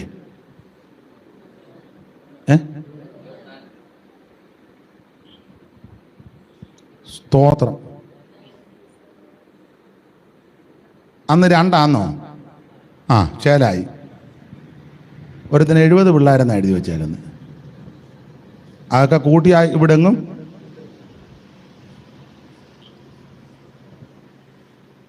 എരുപാൻ്റെ 70 പിള്ളേരെ കൊന്നെന്നാ. ആ കണക്ക് വെച്ച് നോക്കിയാൽ 50 ലക്ഷം അല്ല, 100 ലക്ഷം അല്ല. ഇനി തർക്കമൊന്നും വേണ്ട, എന്തായാലും കൊള്ള ലക്ഷക്കണക്കിന് ആൾക്കാർ. പിന്നെ നടക്കാൻ മേലാത്ത ഇണുക്ക് തെറ്റിയതെല്ലാം വേറെ, അതൊന്നും പിന്നെ എണ്ണിയിട്ടില്ല. എന്തായാലും കൊള്ളാൻ ലക്ഷക്കണക്കിന് ആൾക്കാരാണ്. ഇവരെല്ലാം കൂടെ മോശയുടെ നേതൃത്വത്തിൽ ഇവർ യാത്ര ചെയ്ത് മരുഭൂമിയിലേക്ക് കയറി. യാത്രയാണ്. ദൈവത്തിൻ്റെ പരിജ്ഞാനം വെളിവാക്കിയ ഒരു കാര്യം പറയാം. ഒത്തിരി ഉണ്ട്. ഒരു കാര്യം തമ്പുരാൻ കൽപ്പന കൊടുത്തവൻ പറഞ്ഞൊരു കാര്യം ചെയ്യും. രാവിലെ മന്ന, വൈകുന്നേരം ഇറച്ചി, പാറയിന്ന് വെള്ളം. അപ്പം ഭക്ഷണ പദാർത്ഥ പാനീയങ്ങൾക്ക് ഒരു പഞ്ഞു ഇടങ്ങഴി വെച്ചാ നല്ല പെരുക്കുന്നത്. ഭക്ഷണം കഴിച്ചാൽ മറ്റ് പ്രക്രിയകളും നടക്കണമല്ലോ. അങ്ങനെ ആണല്ലോ ശരീരം, അത് അത്യാവശ്യവുമാണല്ലോ. ഇവരാന്ന് യാത്ര ചെയ്തു പോവുകയും ചെയ്യുക. അതുകൊണ്ട് പരിജ്ഞാനമുള്ള ദൈവം പറഞ്ഞു, നിന്റെ ആയുധത്തിൻ്റെ കൂട്ടത്തിൽ പാര വെക്കാനല്ല, ഒരു പാര വേണം. പരിജ്ഞാനം കണ്ടോ? നിങ്ങൾ യാത്ര ചെയ്യുമ്പോൾ രാവിലെ മന്ന കഴിക്കും, വൈകിട്ട് കാടപ്പക്ഷി കൊണ്ട് ഇതൊക്കെ ഭക്ഷിക്കുമ്പോൾ ശരീരത്തിൻ്റെ പ്രകൃതി അനുസരിച്ച് മറ്റ് പ്രക്രിയകൾ നടക്കണം. അപ്പം അത് നടക്കുമ്പോൾ ലക്ഷക്കണക്കിന് ആൾക്കാർ കടന്നു പോകുക. മറ്റ് മാരക രോഗവും പകർച്ചവ്യാധിയും വരരുത്. അതിന് പരിജ്ഞാനമുള്ള ദൈവം പ്രമാണം കൊടുത്ത് ഒരു പാര ഉണ്ടായിരിക്കണം. അങ്ങനെ ആ പുസ്തകത്തിൽ ബാഹ്യത്തിന് പുറപ്പെടുമ്പോൾ ആ കയ്യിലൊരു പാര ഉണ്ടായിരിക്കണം. അമേധ്യം അല്ലെങ്കിൽ വർജ്യവസ്തുക്കൾ അത് പാര കൊണ്ട് കുഴിയെടുത്ത് കുഴിക്കകത്ത് മൂടി ക്രമപ്പെടുത്തി വേണം യാത്ര ചെയ്യാൻ. ദൈവത്തിന്റെ പരിജ്ഞാനം എത്ര ശ്രേഷ്ഠമാണ്. ഇപ്പൊ നമ്മുടെ ഈ പാരയുണ്ട്, അത് മുമ്പേ പറഞ്ഞ കാര്യത്തിനൊന്നുമല്ല. അടുത്തിരിക്കുന്ന കുഞ്ഞുഞ്ഞിന് വെച്ചേച്ച് അനങ്ങാതിരിക്കുക. Glory, hallelujah. ഇടയ്ക്ക് നോക്കും വെച്ച പാര, ഹാലേലൂ. അതാണ് ഇപ്പൊ ഇരിക്കുന്ന പാര. ആട്ടെ, വിവരിക്കുന്നില്ല. നമുക്ക് പരിജ്ഞാനമില്ലെങ്കിലും വിളിച്ച ദൈവം പരിജ്ഞാനമുള്ളവനാ. നിന്റെ ജീവിതത്തിൽ അറിവുകളുടെ പലതുണ്ട്, പക്ഷെ വിളിച്ച ദൈവം അറിവുള്ളവനാ. അതാ പത്രോസ് പറഞ്ഞ, തൻ്റെ മഹത്വത്താലും വീര്യത്താലും നമ്മെ വിളിച്ചവന്റെ പരിജ്ഞാനത്താൽ അവന്റെ ദിവ്യ ശക്തി പ്രിയരെ ജീവനും ഭക്തിക്കും വേണ്ടിയതല്ല നിനക്ക് ദാനം ചെയ്തിട്ടുണ്ട്. ആ വാക്യം ഞാൻ ഇങ്ങനാ പറയുന്നത്, നീ ദൈവശക്തികൾ നന്നായിട്ട് നിറഞ്ഞാൽ മതി, അതിനകത്ത് നിനക്ക് ജീവനും ഭക്തിക്കും വേണ്ടിയതെല്ലാം ഉണ്ട്. ഒന്നുകൂടെ മനസ്സിലാകുന്ന ഭാഷ പെന്തിക്കോസുകാരോട് പറയാ, നീ ആത്മാവിൽ നന്നായിട്ടൊന്ന് നിറഞ്ഞ്, നീ ആത്മാവിൽ നല്ലതുപോലെ ദൈവത്തെ മഹത്വപ്പെടുത്തേക്ക്, ആത്മശക്തിയിൽ നല്ലതുപോലെ ഒന്ന് നിറഞ്ഞ്, അതിനകത്ത് നിനക്ക് വേണ്ടതെല്ലാം ഉണ്ടെന്ന്. ജീവനും ഭക്തിക്കും വേണ്ടിയതല്ല, ആത്മശക്തികൾ ദൈവത്തെ. അതുകൊണ്ട് ഞാൻ എപ്പോഴും സഭയിൽ പറയുന്നത്, സഭയിലുള്ള എല്ലാവരും അഭിഷേകം പ്രാപിക്കണം. എല്ലാവരും പാട്ട് പാടുന്നവരും കൊട്ടുന്നവരും നാളെ എടുക്കുന്നവരും വീഡിയോ പിടിക്കുന്നവരും പ്രസംഗിക്കുന്നവരും ശുശ്രൂഷിക്കുന്നവരും സകലയെണ്ണവും പ്രസംഗിക്കുന്ന ഉപദേശി സകലയെണ്ണവും ആത്മസ്നാനം പ്രാപിച്ച് ദൈവത്തെ ആരാധിക്കണം. കുഞ്ഞുങ്ങളെല്ലാം ആത്മസ്നാനം പ്രാപിക്കണം, ദൈവത്തെ ആരാധിക്കണം. Praise the lord. ആമേൻ. അങ്ങനെ ആത്മാവിൽ ബലപ്പെടുമ്പോൾ തന്നെ നമുക്ക് ആവശ്യമുള്ളതെല്ലാം ഉണ്ടെന്ന്. അവന്റെ ദിവ്യ ശക്തിയാൽ ജീവനും ഭക്തിക്കും വേണ്ടിയതെല്ലാം ദാനം ചെയ്തിരിക്കുക. നല്ലതുപോലെ ആത്മാവിൽ അങ്ങോട്ട് ബലപ്പെട്ട്, അത് തന്നെ ഒരു വിടുതലല്ലേ. അതൊക്കെ അനുഭവിക്കുന്ന ദൈവമക്കളെ ഓർത്ത് ദൈവത്തിന്റെ മഹത്വം. നമുക്ക് നമ്മുടെ വിഷയത്തിലേക്ക് മടങ്ങി വരണമല്ലോ. അപ്പോൾ അബ്രഹാമിനെ ദൈവം വിളിച്ചു തേജോമയനായ ദൈവം. അതാ പ്രവൃത്തി 7 വായിച്ചത്. തേജോമയനായ ദൈവം. ഈ തേജോമയനായ ദൈവത്തിന്റെ വിളി കേട്ട് ഇറങ്ങി തിരിച്ച ആള് ഇപ്പം വന്ന് പെട്ടിരിക്കുന്ന എവിടാ? വരൾച്ച. അതിനെ വരൾച്ചയെ വന്ന് പെടാൻ കാര്യം, വരൾച്ചയെ വന്ന് പെടാൻ കാര്യം പിതൃഭവനത്തിന്റെ കെട്ടി ഇതുവരെ പൊട്ടിയിട്ടില്ല. പിതൃഭവനം, കാരണം പിതൃഭവനത്തിന്റെ പ്രതിനിധിയായിട്ട് അപ്പച്ചൻ കൂടെയുണ്ട്. അപ്പച്ചൻ ഏതപ്പച്ചൻ? നിങ്ങൾ ശ്രദ്ധിച്ച് പഠിച്ചാൽ ദൈവം ആരെയാ വിളിച്ചേ? അബ്രാമിനെ. പക്ഷെ ആ 11-ാം അധ്യായം നിങ്ങൾ ഇങ്ങോട്ട് വായിച്ചു വന്നാൽ തേരകനെ വിളിച്ചതുപോലെ തോന്നും. പുള്ളിയുടെ ഡയലോഗും പോക്കും വരവും ഒക്കെ കണ്ടാൽ അബ്രാമിനെ ദൈവം വിളിച്ചില്ല, പിന്നെ ആരെയാ വിളിച്ചേ? തേരകനെ വിളിച്ചതായിട്ട് നമുക്ക് തോന്നും. വായിച്ചോ, ഒന്നുകൂടെ വാക്യം വായിച്ചേ. അബ്രാമും നാഹോരും ഭാര്യമാരെ എടുത്തു. അബ്രാമിന്റെ ഭാര്യയ്ക്ക് സാറ എന്നും നാഹോറിന്റെ ഭാര്യയ്ക്ക് മിൽക്ക എന്നും പേര്. മിൽക്കയുടെ പിതാവ് ഹാരാന്റെ പുത്രിയാകുന്നു. അടുത്ത വാക്യം. സാറായി മച്ചിയായിരുന്നു, അവൾക്ക് സന്തതി ഉണ്ടായിരുന്നില്ല. അടുത്ത വാക്യം. തേരഹ് തന്റെ മകനായ അബ്രാമിനെയും ഹാരാന്റെ മകനായ തന്റെ പൗത്രൻ ലോത്തിനെയും തന്റെ മകനായ അബ്രാമിന്റെ ഭാര്യയായ മരുമകളാകുന്ന സാറായെ കൂട്ടി. അപ്പൊ ശ്രദ്ധിച്ചേ, നിങ്ങൾ ശരിക്കും പഠിച്ചാൽ തേരഹ് ലോത്തിനെയും സാറായെയും അബ്രാമിനെയും കൂട്ടി കൽദയരുടെ പട്ടണമായ ഊരിൽ നിന്ന് കനാൻ ദേശത്തേക്ക് പോകുവാൻ പുറപ്പെട്ടു. ഈ വാക്യം ഇപ്പം വായിച്ചാൽ ഓടിച്ച് വായിക്കുന്നവർക്ക് തോന്നും ദൈവം വിളിച്ചത് ആരെയാ? തേരകനെയാന്ന് തോന്നും. പക്ഷെ വിളിച്ചത് ആരെയാ? അബ്രാമിനെയാ. വിളി കേട്ടവന് ദൈവം വിളിച്ചവന് യാതൊരു വോയിസും ഇല്ല. വിളി കേൾക്കാത്ത അപ്പനായിപ്പോ ഇത് മുഴുവൻ കൺട്രോൾ ചെയ്യുന്നത്. തേരക് ഇവരെയും കൂട്ടിക്കൊണ്ട് പോന്നു. ചില സഭയിലെ, എല്ലായിടത്തും അല്ല, ദൈവം വിളിച്ചത് ചിലപ്പോൾ ആ ദൈവദാസനെ ആയിരിക്കും, പക്ഷേ കൺട്രോൾ മുഴുവൻ അമ്മാമയും കൊച്ചുങ്ങളുമാ. നിങ്ങൾക്ക് മനസ്സിലാകാഴിയൊന്നും അല്ല. പിന്നെ എന്നെ നിങ്ങൾ പൊട്ടം കളിപ്പിക്കാമെന്ന് എനിക്കറിയാം.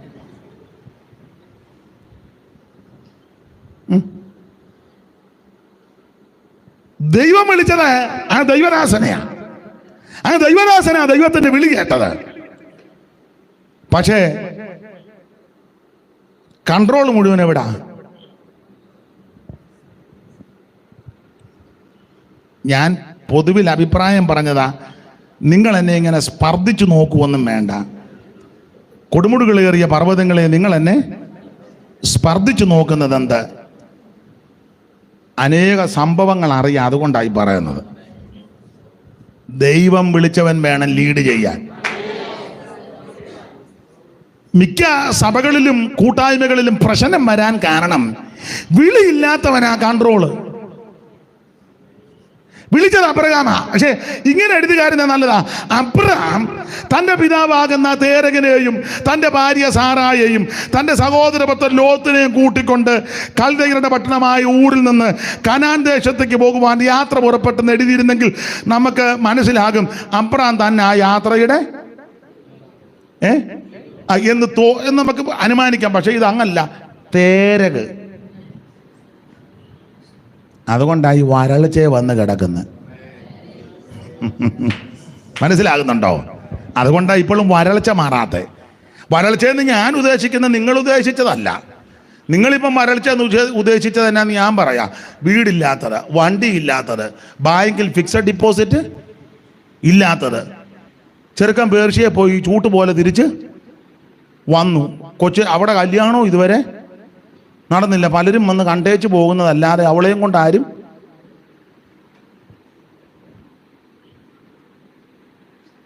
കൂടെ ആശുപത്രി കയറി ഇറങ്ങുന്നത്. നമ്മൾ വരൾച്ചയെന്ന് ഇതൊക്കെയാ.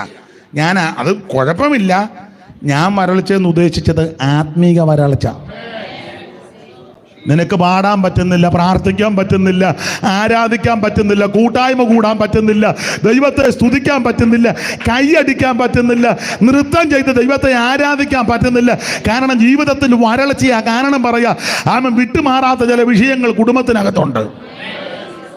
നമ്മുടെ വരൾച്ച മാറണമെങ്കിൽ ദൈവം പറഞ്ഞ കാര്യം അക്ഷരം പ്രതി ഒന്ന് അനുസരിക്കാൻ മുതിർന്ന് യാത്ര ചെയ്ത് എൻ്റെയും നിങ്ങളുടെ ആത്മീക ദാരിദ്ര്യവും വരൾച്ചയും ദൈവം മാറ്റും. ഇവ ഹാരാനി വന്ന് പാർക്കുക. എന്തായാലും വിവരിക്കുന്നില്ല. ആ ഹാരാനിൽ വന്ന് പാർത്തു. അടുത്ത വാക്യം വായിച്ചേ. തേരകിന്റെ തേരകിന്റെ ആയുഷ്കാലം 205 സംവത്സരമായിരുന്നു. തേരക് ഹാരാനിൽ വെച്ച് മരിച്ചു. ഏതായാലും തേരക് ഹാരാനിൽ വെച്ച് മരിച്ചു. തേരക് ഹാരാനിൽ വെച്ച് മരിച്ചു. തേരക് മരിച്ചപ്പോൾ ദൈവം 12-ാം അധ്യായത്തിൽ അബ്രാമിനോട് ഇടപെട്ടു. അബ്രാമേ, അബ്രാമിനോട് അരുളിച്ചത് എന്തെന്നാ, നീ നിന്റെ ദേശത്തെയും ചാർച്ചക്കാരെ പിതൃഭവനത്തെ വിട്ട് പുറപ്പെട്ട് ഞാൻ നിന്നെ കാണിപ്പാനിരിക്കുന്ന ദേശത്തേക്ക് പോകും എന്ന് പറഞ്ഞാൽ, നീ ഹാരാനി പാർക്കാനല്ല എന്റെ ഹിതം. ഞാൻ ഉദ്ദേശിച്ച സ്ഥലത്ത് നീ എത്തണം. ചില സാഹചര്യങ്ങളും സമ്മർദ്ദങ്ങളും ചില സാവകാശങ്ങളൊക്കെ നോക്കി ചിലയിടങ്ങളിൽ തമ്പടിക്കാനല്ല ദൈവം നമ്മെ വിളിച്ചു പാർത്തിരിച്ചത്. ദൈവത്തിന്റെ വിളിയുടെ ആഴം മനസ്സിലാക്കി, ഉദ്ദേശം മനസ്സിലാക്കി, എഫേസ്യ ലേഖനത്തിന്റെ ഭാഷ പറഞ്ഞ അവന്റെ വിളിയുടെ ആശ ഇന്ന് നിന്ന് ഗ്രഹിച്ചു മനസ്സിലാക്കി വിളിക്ക് യോഗ്യമായി യാത്ര ചെയ്താൽ, മുൻപോട്ട് പോയാൽ നിന്റെ ജീവിതത്തിന്റെ വരൾച്ചയും തകർച്ചയും മാറ്റി ഉദ്ദേശിക്കുന്ന സ്ഥലത്ത് ദൈവം നിന്നെ എത്തിക്കും. Price the Lord. അങ്ങനെ യാത്ര ചെയ്ത് ഓടിച്ച് മുമ്പോട്ട് പോകാം. യാത്ര ചെയ്ത് മുമ്പോട്ട് പോയി. അപ്രകാരം കനാനിൽ വന്നു. കനാനി വന്ന ഉടനെ പുള്ളി ഒരു യാഗപീഠം അങ്ങ് പണിതു. 12-ാം അധ്യായത്തിന്റെ 8 മുതൽ വായിച്ചേ. അവൻ അവിടെ നിന്ന് ബേതേലിന് കിഴക്കുള്ള മലയ്ക്ക് പുറപ്പെട്ടു. ബേതേൽ പടിഞ്ഞാറും ഹായി കിഴക്കുമായി കൂടാരമടിച്ചു. അവിടെ അവൻ യഹോവയ്ക്ക് ഒരു യാഗപീഠം പണിതു. അപ്പോൾ അബ്രഹാം ഇപ്പം വിളിക്ക് യോഗ്യമായിട്ട് അങ്ങോട്ട് പോകുക. യാഗപീഠം ആരാധനയെ കാണിക്കുന്നതാണ്. അങ്ങനെ അപ്പൊ യാത്ര ചെയ്ത് യാഗപീഠം പണിത് ദൈവത്തെ ഈ പിതൃഭവനവും ചാർച്ചയെല്ലാം കണ്ടമാനം കടന്നു കുഴഞ്ഞാൽ ആരാധന ശരിയാകുകയല്ല. ഇപ്പോഴും പലരുടെ ആരാധന ശരിയല്ലല്ലോ. കാരണം പാരമ്പര്യങ്ങൾ പലതും ഇതുവരെ വിട്ടിട്ടില്ല. ഒത്തിരി നമ്മൾ വിടേണ്ടതുണ്ട്. ആ ഭാഗത്തേക്ക് ഇപ്പം പോകുന്നില്ല. ദൈവം അനുവദിക്കാൻ നാളെ. ഇവിടെ യാഗപീഠം പണിത് ദൈവത്തെ ആരാധിക്കുക. ഇങ്ങനെ ആരാധിച്ച് അബ്രഹാം അല്പം കഴിഞ്ഞ് ഒരു ചെറിയ അപാകത വന്നു. ചെറുതല്ല, വലുതാ. പാളിച്ച. അബ്രഹാമിൻ്റെ ജീവിതത്തിലെയും ഒരു ചെറിയ പാളിച്ച. അബ്രഹാം ക്ഷാമം വന്നപ്പോൾ നേരെ മിസ്രയീമിലോട്ട് പോയി. 12:10. ദേശത്ത് ക്ഷാമമുണ്ടായി. ദേശത്ത് ക്ഷാമം കഠിനമായി തീർന്നത് കൊണ്ട് അബ്രഹാം മിസ്രയീമിൽ ചെന്ന് പാർപ്പാൻ. അബ്രഹാം നേരെ മിസ്രയീമിൽ ചെന്ന് പാർപ്പാൻ അവിടേക്ക് പോയി. കണ്ടോ, ദേശത്ത് ക്ഷാമം വന്നപ്പോൾ അബ്രഹാം നേരെ മിസ്രയീമിലോട്ട് പോയി. ഓടിച്ചു മുമ്പോട്ട് പോയി. അബ്രഹാം മിസ്രയീമിൽ പോയതിന്റെ കെടുതി ഇന്ന് വരെ തീർന്നിട്ടില്ല. വിളി കേട്ടവൻ റൂട്ട് മാറി വേറെ വഴിക്ക് തിരിഞ്ഞാൽ അവൻ മാത്രമല്ല അനുഭവിക്കുന്നത്, അവനോട് ബന്ധപ്പെട്ട് നിൽക്കുന്ന മുഴുവൻ എണ്ണം അനുഭവിക്കും. കനാലിലോട്ട് പോകേണ്ട പുള്ളി ക്ഷാമം വന്നപ്പോൾ നേരെ മിസ്രയീമിലോട്ട് പോയി. ചതഞ്ഞ ഓടക്കോലാകുന്ന മിസ്രയീമിനെ ആശ്രയിക്കരുതെന്ന അബ്രഹാം നേരെ ഈ പോകുക മാത്രമല്ല, പോകാൻ നേരത്ത് സിസ്റ്റർ സാറായോട് പറഞ്ഞു, പിന്നെ നമ്മൾ മിസ്രയീമിലോട്ട് പോകാമെന്ന് പറഞ്ഞു. അപ്പോൾ അമ്മാമ്മ പറഞ്ഞു, കനാനിൽ പോകാമെന്നും പറഞ്ഞാന്നല്ലോ നമ്മൾ അവിടുന്ന് ഇറങ്ങി. നിങ്ങൾ ഇടയ്ക്കിടയ്ക്ക് പാട്ടുമൊക്കെ പാടുമായിരുന്നല്ലോ, മനോഹരമായ കനാൻ. അമ്രം പറഞ്ഞു പാട്ടൊക്കെ പാടും, അതിപ്പോഴും ഞാൻ പാടും. പക്ഷെ നമ്മൾ സാഹചര്യം കൂടെ നോക്കണം. നമ്മളിപ്പം കനാനിൽ പോകത്തില്ല, നമ്മൾ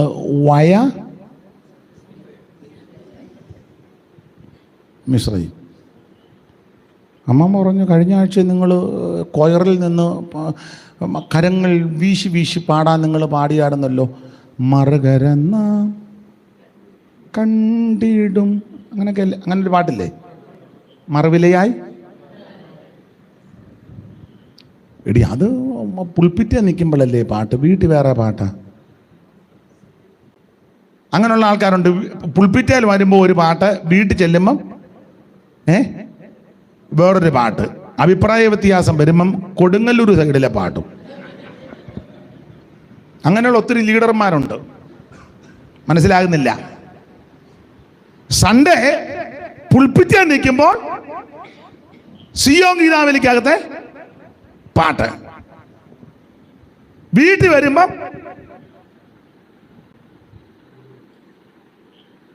അസ്തോദിയരുടെ പാട്ട്. അഭിപ്രായ വ്യത്യാസം അമ്മായിമ്മയും മരുമകളും ചേട്ടനും അനിയനും നാത്തൂനും അല്ലെ അയലത്തുകാരുമായിട്ട് അഭിപ്രായ വ്യത്യാസം വരുമ്പം എടുത്ത പാട്ടാ മുമ്പേ ഞാൻ പറഞ്ഞല്ലോ സ്ഥലം. ആ പിന്നെ സൺഡേ വരുമ്പോൾ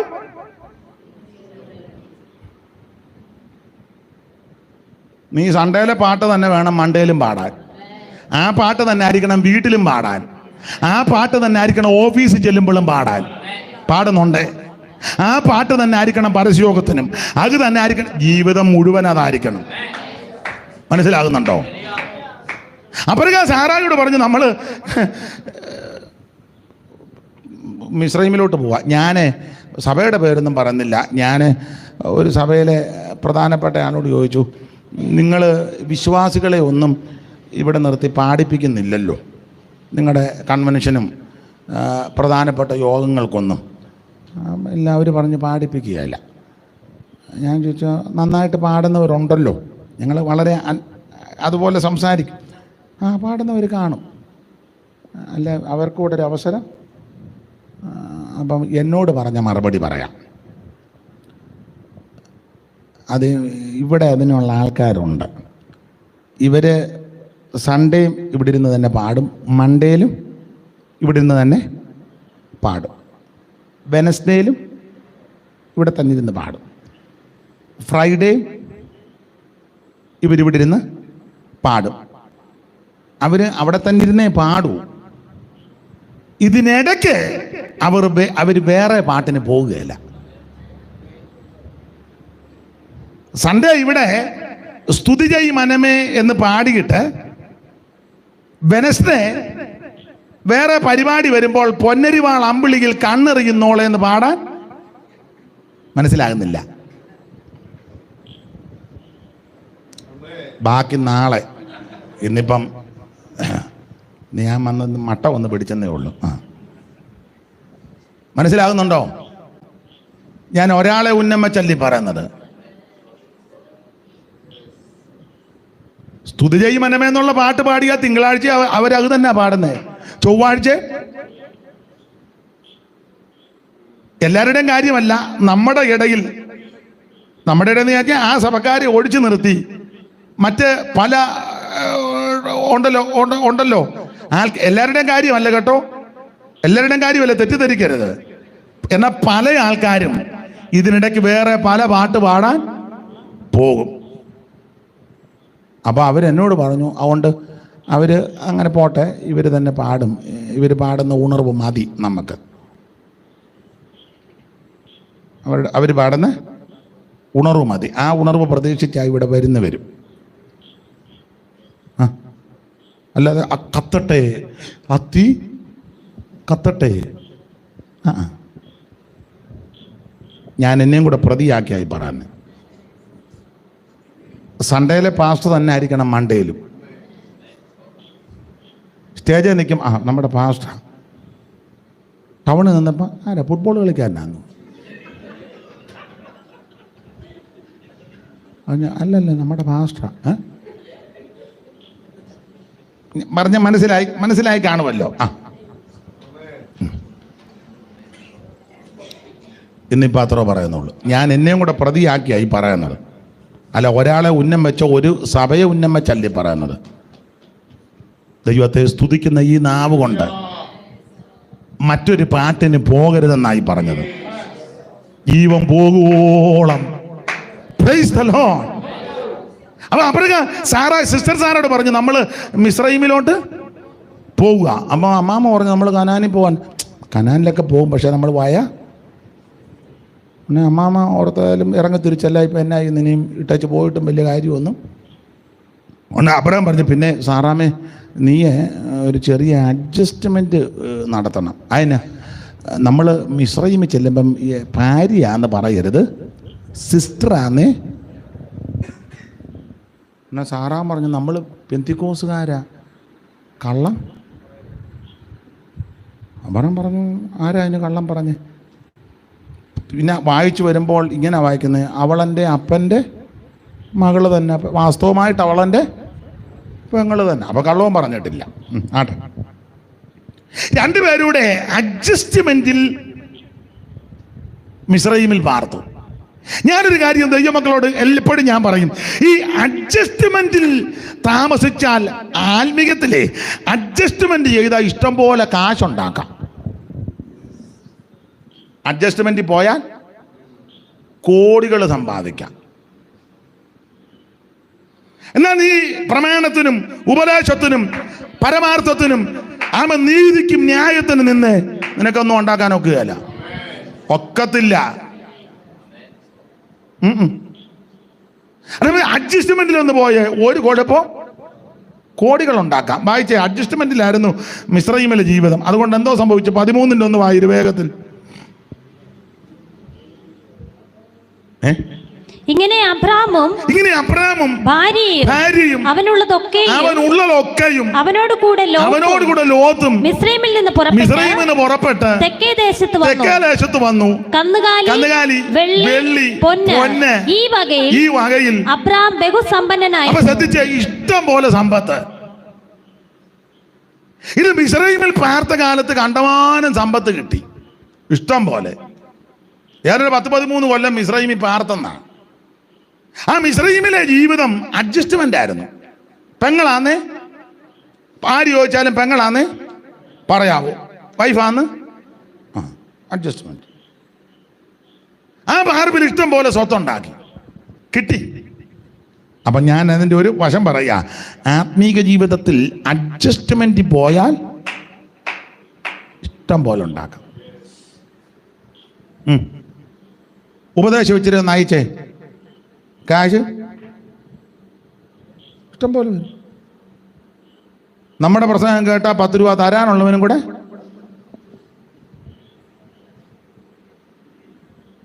സ്തോത്രം. ഒരിക്കൽ പണ്ടൊരാളിനോട് പറഞ്ഞു അനീഷ് കുറച്ചുകൂടെ ഒക്കെ ശ്രദ്ധിക്കണം. ഞാൻ ചോദിച്ചാൽ എന്തുവാ, ഇങ്ങനൊന്നും പ്രസംഗിക്കരുത്, കുറച്ചൊക്കെ ഒന്ന് അഡ്ജസ്റ്റ് ചെയ്യണം. ഞാൻ ചോദിച്ചു എങ്ങനെ അതിൻ്റെ മാർഗം. അപ്പോൾ പുള്ളി അതിൻ്റെ മാർഗമൊക്കെ പറഞ്ഞു. എന്നിട്ട് എന്നോടൊരു പുള്ളിയൊരു സാക്ഷ്യവും പറഞ്ഞു. ഞാനങ്ങനെ അഡ്ജസ്റ്റ് ചെയ്ത് ഒരു സ്ഥലത്ത് പ്രസംഗിച്ചപ്പോൾ ഒരമ്മാമ്മ എനിക്ക് അന്ന് പറഞ്ഞത്, ഇപ്പോഴല്ല വർഷങ്ങൾക്ക് മുമ്പാണ്, എനിക്ക് 9 ലക്ഷത്തിൻ്റെ വണ്ടി തന്നെന്ന് പറഞ്ഞു. അഡ്ജസ്റ്റ് ചെയ്തതാണ്. അപ്പം ഞാൻ അന്ന് പറഞ്ഞിടാ, ഞാനിപ്പം കുറേ നാളായി പ്രസംഗം തുടങ്ങിയിട്ട് ഇന്ന് വരെ ഒരമ്മാമ്മ എനിക്കൊരു വണ്ടി തന്നിട്ടില്ല. ഒരു സൈക്കിൾ പോലും ഒരു അമ്മാമ്മ എനിക്ക്, അമ്മാമ്മമാരില്ലായിട്ടാന്നോ വണ്ടി ഇല്ലായിട്ടാന്നോ? ഇഷ്ടം പോലെ. നമ്മുടെ പ്രസംഗം കേട്ടാ ഒരുമാതിരിപ്പെട്ട അമ്മാമ്മമാരും അപ്പാപ്പന്മാരും നമ്മൾ ചെന്ന വണ്ടിയുടെ കാറ്റൂരിവിടാനാ പരിശ്രമിക്കുന്നു. അവിടെ വണ്ടിക്ക് അള്ളു വെച്ചേക്കാൻ പറയും. ഈ ആത്മീകത്തിൽ അഡ്ജസ്റ്റ് ചെയ്തേ ആൾക്കാർക്കും തൃപ്തി വരും. അവർ പറ, പുള്ളി ആരെയും പിണക്കത്തില്ല കേട്ടോ, കുഴപ്പമില്ല. തന്നെയല്ലേ, പുള്ളിയെ നമുക്ക് വിളിച്ചാൽ പുള്ളി നന്നായിട്ട് ഇളക്കും. കാരണം പുള്ളിക്ക് പണ്ട് കേറ്ററിംഗ് ആയിരുന്നു. അവിയലും ഒലത്തിറച്ചിയൊക്കെ നന്നായിട്ട് അവിടെയല്ലേ കൂടുതൽ സാധനം ഇളക്കേണ്ടത്.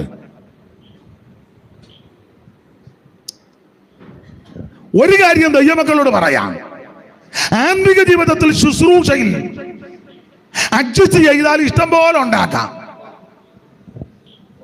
പക്ഷേ എന്നും മനസാക്ഷിക്ക് കുത്തലുണ്ടാകും. അങ്ങനെയുള്ളവരോട് ചോദിച്ചോ. ഇവിടെ നല്ല പ്യുവർ പെന്തിക്കോസ് ഉപദേശം പ്രസംഗിച്ച പല ആൾക്കാരും വേറെ രാജ്യങ്ങളിൽ ചെന്ന് വേറെ ഉപദേശത്തിൽ കൂടി തിരിച്ചു വന്ന് കോടികൾ സമ്പാദിച്ചു. പക്ഷെ അന്നും ഇന്നും ഈ കറക്റ്റ് ഉപദേശത്തിന് വേണ്ടി നിന്ന ദൈവദാസന്മാർ പലരുണ്ട്. അവർക്കൊത്തിരി സ്വത്തൊന്നും ഉണ്ടാക്കാനൊത്തില്ല, പേരും പ്രശസ്തിയും ഒന്നും അധികം കിട്ടില്ല. പക്ഷെ ഒരു കാര്യം പറയാം, അവർ മുട്ടുമടക്കുമ്പോൾ മനസാക്ഷിക്ക് ഒരു കുഴപ്പവും വരികയില്ല. ലോകത്തിന്റെ ദൃഷ്ടിയിൽ, മറ്റുള്ളവരുടെ ദൃഷ്ടിയിൽ ചിലപ്പം വലിയ വീടൊന്നും വെച്ച് കാണുകയല്ല, 2-3 കോടിയുടെ വണ്ടിയൊന്നും കണ്ടെന്ന് വരികയല്ല, വലിയ പ്രതാപം പ്രശസ്തി ഒന്നും കിട്ടിയെന്നും വരികയല്ല. ലോകക്കാരുടെ മറ്റുള്ളവരുടെ ദൃഷ്ടിയിൽ അവര് മണ്ടന്മാരാ, കഴിവില്ലാത്തവരാ, പോഷന്മാരാ. നമ്മൾ പറയില്ല, ഓ ഇത്രയായിട്ട് രക്ഷപ്പെട്ടില്ല കേട്ടോ, പുള്ളിക്ക് ഒത്തിരി അവസരം കിട്ടിയതാ. പക്ഷെ ഒരു കാര്യം പറയാം, മുഴങ്കാല് മടക്കുമ്പം നല്ല പ്രാഗൽഭ്യമാണ്. അതല്ലേ ഏറ്റവും വലുത്. അതാ ഏറ്റവും വലുത്. മറ്റേത് കോടിക്കണക്കിന് സമ്പാദിച്ചു, ആൾക്കാർക്കൊക്കെ വലിയ കാര്യമൊക്കെയാ. പക്ഷേ അവർ വ്യക്തിപരമായിട്ടിരിക്കുമ്പോൾ എന്ന് മനസാക്ഷിക്ക് കുത്തൽ വരും. അതുകൊണ്ട് ഞാൻ ദൈവകൃപയെ ശരണപ്പെട്ട് പറയാം, നിങ്ങൾക്ക് വലിയ പേരും പ്രശസ്തിയും സ്ഥാനവും മാനവും ഒന്നും ലഭിച്ചില്ലെങ്കിലും നല്ലൊരു മനസാക്ഷിയുണ്ടോ? ദൈവസന്നിധി മുഴങ്കാലമടക്കുമ്പോൾ മനസാക്ഷി കുറ്റം വിധിക്കുന്നില്ലെങ്കിൽ രക്ഷപ്പെട്ടെന്നുള്ളതാണ്. ദൈവത്തോട് പ്രാഗൽഭ്യമുണ്ടായിരിക്കണം. Price the Lord. അതുകൊണ്ട് ആമേൻ, ഉപദേശത്തിന് വേണ്ടി നിൽക്കുവാൻ, പ്രമാണത്തിന് വേണ്ടി നിൽക്കുവാൻ, പ്രതിഷ്ഠയോടെ നിൽക്കുവാൻ ഇന്ന് രാത്രി ആര് സമർപ്പിക്കും അവരെ ദൈവം അനുഗ്രഹിക്കും. നിനക്ക് നിന്റെ സന്തതിക്ക് ഒരു ദോഷവും വരികയില്ല. നിന്റെ സന്തതി അധപ്പതിക്കാൻ ദൈവം അനുവദിക്കത്തില്ല. നിന്റെ കുടുംബത്തിന് അനർത്ഥം വരാൻ ദൈവം അനുവദിക്കത്തില്ല. നിനക്ക് നാശം വരാൻ ദൈവം അനുവദിക്കത്തില്ല. നീതിമാന്റെ സന്ധി അപ്പം ഇരക്കത്തില്ല. അവൻ യഹോവ ഭക്തന് ദൃഢധൈര്യമുണ്ട്, അവന്റെ മക്കൾക്ക് ശരണമുണ്ട്. ഇന്ന് രാത്രി പ്രമാണത്തിന് വേണ്ടി, വ്യവസ്ഥയ്ക്ക് വേണ്ടി നിൽക്കുന്ന ദൈവത്തിന്റെ പൈതല്, നിനക്ക് നിന്റെ കുടുംബത്തിന് ദോഷം വരാൻ ദൈവം അനുവദിക്കത്തില്ല. ദൈവത്തിന് മഹത്വം, ദൈവത്തിന് മഹത്വം, ദൈവത്തിന് മഹത്വം. നിനക്ക് ദോഷം വരാൻ ദൈവം അനുവദിക്കത്തില്ല. യഹോവ നിന്നെ ചുറ്റി പരിപാലിക്കും. യഹോവ ദോഷവും തെറ്റാതെ വേണം നിന്നെ പരിപാലിക്കും. അവൻ നിന്റെ പ്രാണനെ പരിപാലിക്കും. യഹോവ നിന്റെ ഗമനത്തെയും ആഗമനത്തെയും ഇന്ന് മുതൽ എന്നേക്ക് പരിപാലിക്കും. അനർത്ഥങ്ങൾ വ്യസനത്തിന് കാരണമായി ഭവിക്കാതെ അനർത്ഥ ദിവസത്തിൽ കൂടാരത്തിൽ ഒളിപ്പിച്ച് തിരുനിവാസത്തിന്റെ മറവിൽ നിന്നെ മറച്ച് പോരാ, പാറമേൽ നിന്നെ ഉയർത്തുന്ന ഒരു ദൈവമുണ്ട്. ദൈവത്തിന്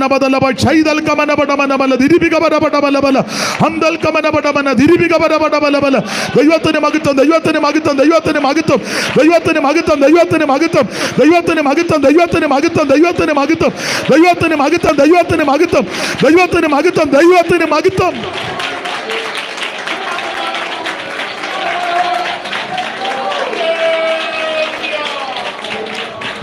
കരമുയർത്തി ദൈവത്തെ സ്തുതിച്ചാട്ടെ. ബഹുമാന്യ ദൈവദാസൻ 9 മണി വരെ സമയം പറഞ്ഞ് സൂക്ഷം 9 ദൈവം അനുവദിച്ചാൽ നമുക്ക് നാളെ വൈകിട്ട് ഇതിൻ്റെ ശേഷമുള്ള ഭാഗം നമുക്ക് ദൈവകൃപയെ ശരണപ്പെട്ട് ധ്യാനിക്കുകയും ദൈവസന്നിധിയിൽ ബലപ്പെടുകയും ചെയ്യുവാൻ അവസരം ദൈവം തരട്ടെ. കരമുയർത്തി ദൈവത്തിന് മഹത്വം കൊടുത്താട്ടെ. രോഗദുഃഖം ഏറിടും നേരം ഇഷ്ടദായകനാം യേശു ആശ്വാസമേകും. പാട്ടുകാർ വന്നാട്ടെ. രോഗദുഃഖം ഏറിടും നേരം ഇഷ്ടദായകനാം യേശു ആശ്വാസമേകും. ഓ കഷ്ടതയേറ്റ പ്രിയം കൂടെയുള്ളതാ പോയിടാൻ ധൈര്യമായി നാഥൻ പാതയിൽ. ഓ കഷ്ടതയേറ്റ പ്രിയൻ കൂടെ കൈയടിച്ച് ചേർന്ന് പോയിടാൻ ധൈര്യമായ നാഥൻ പാതയിൽ. ഓ എന്റെ ദൈവമെല്ലാം ഓ അണച്ചിടുവാനോ എന്റെ ദൈവമെല്ലാം അണച്ചിടുവാനോ എഴകളിൽ ഭാരം നിത്യം ചുമക്കും ഞാൻ നിന്നെ സ്തുതിച്ചിടുമേ. എഴകളിൽ ഭാരം ചുമക്കുന്നതാ ഏതുനേരത്തും ഞാൻ നിന്നെ സ്തുതിച്ചിടുമേ. നവോരാ വർണ്ണിച്ചിടാൻ നന്മയോരോന്നോ നന്ദി കൊണ്ടെന്റെ ഉള്ളം തീരുന്നപ്പാ. നവോരാ വർണ്ണിച്ചിടാൻ നന്മയോരോ നന്ദി കൊണ്ടെന്റെ ഉള്ളം തീരുന്നപ്പാ. എന്റെ ദൈവമെല്ലാം ആടുമാനന്യം കണ്ട് അണച്ചിടുവാനോ ദീനം തീരടി. എന്റെ ദൈവമെല്ലാം ആടുമാനന്യം കണ്ട് അണച്ചിടുവാനോ ദീനം തീരടി. ഓ എന്ന് കേൾക്കും പ്രിയ ശബ്ദം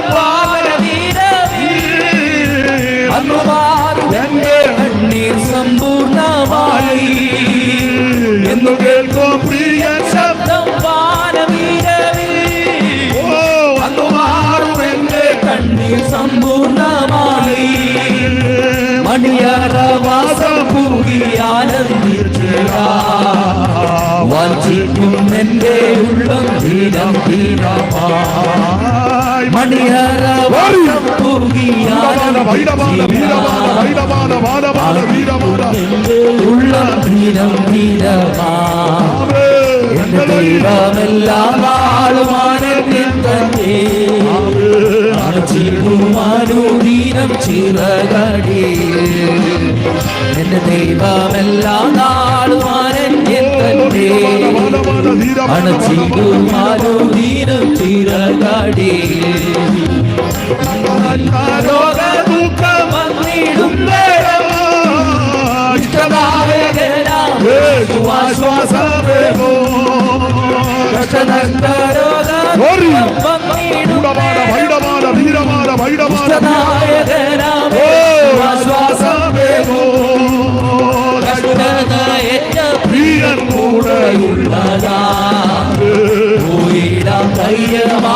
നാഥൻ പാതയിൽ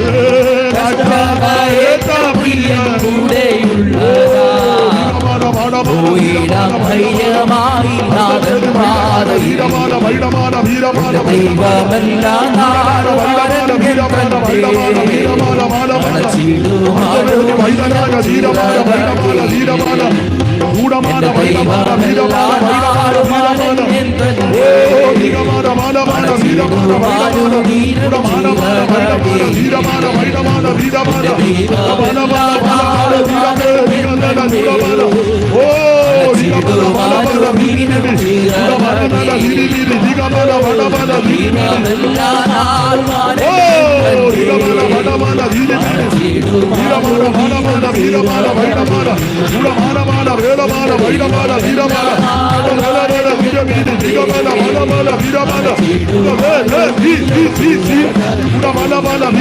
വീരമാല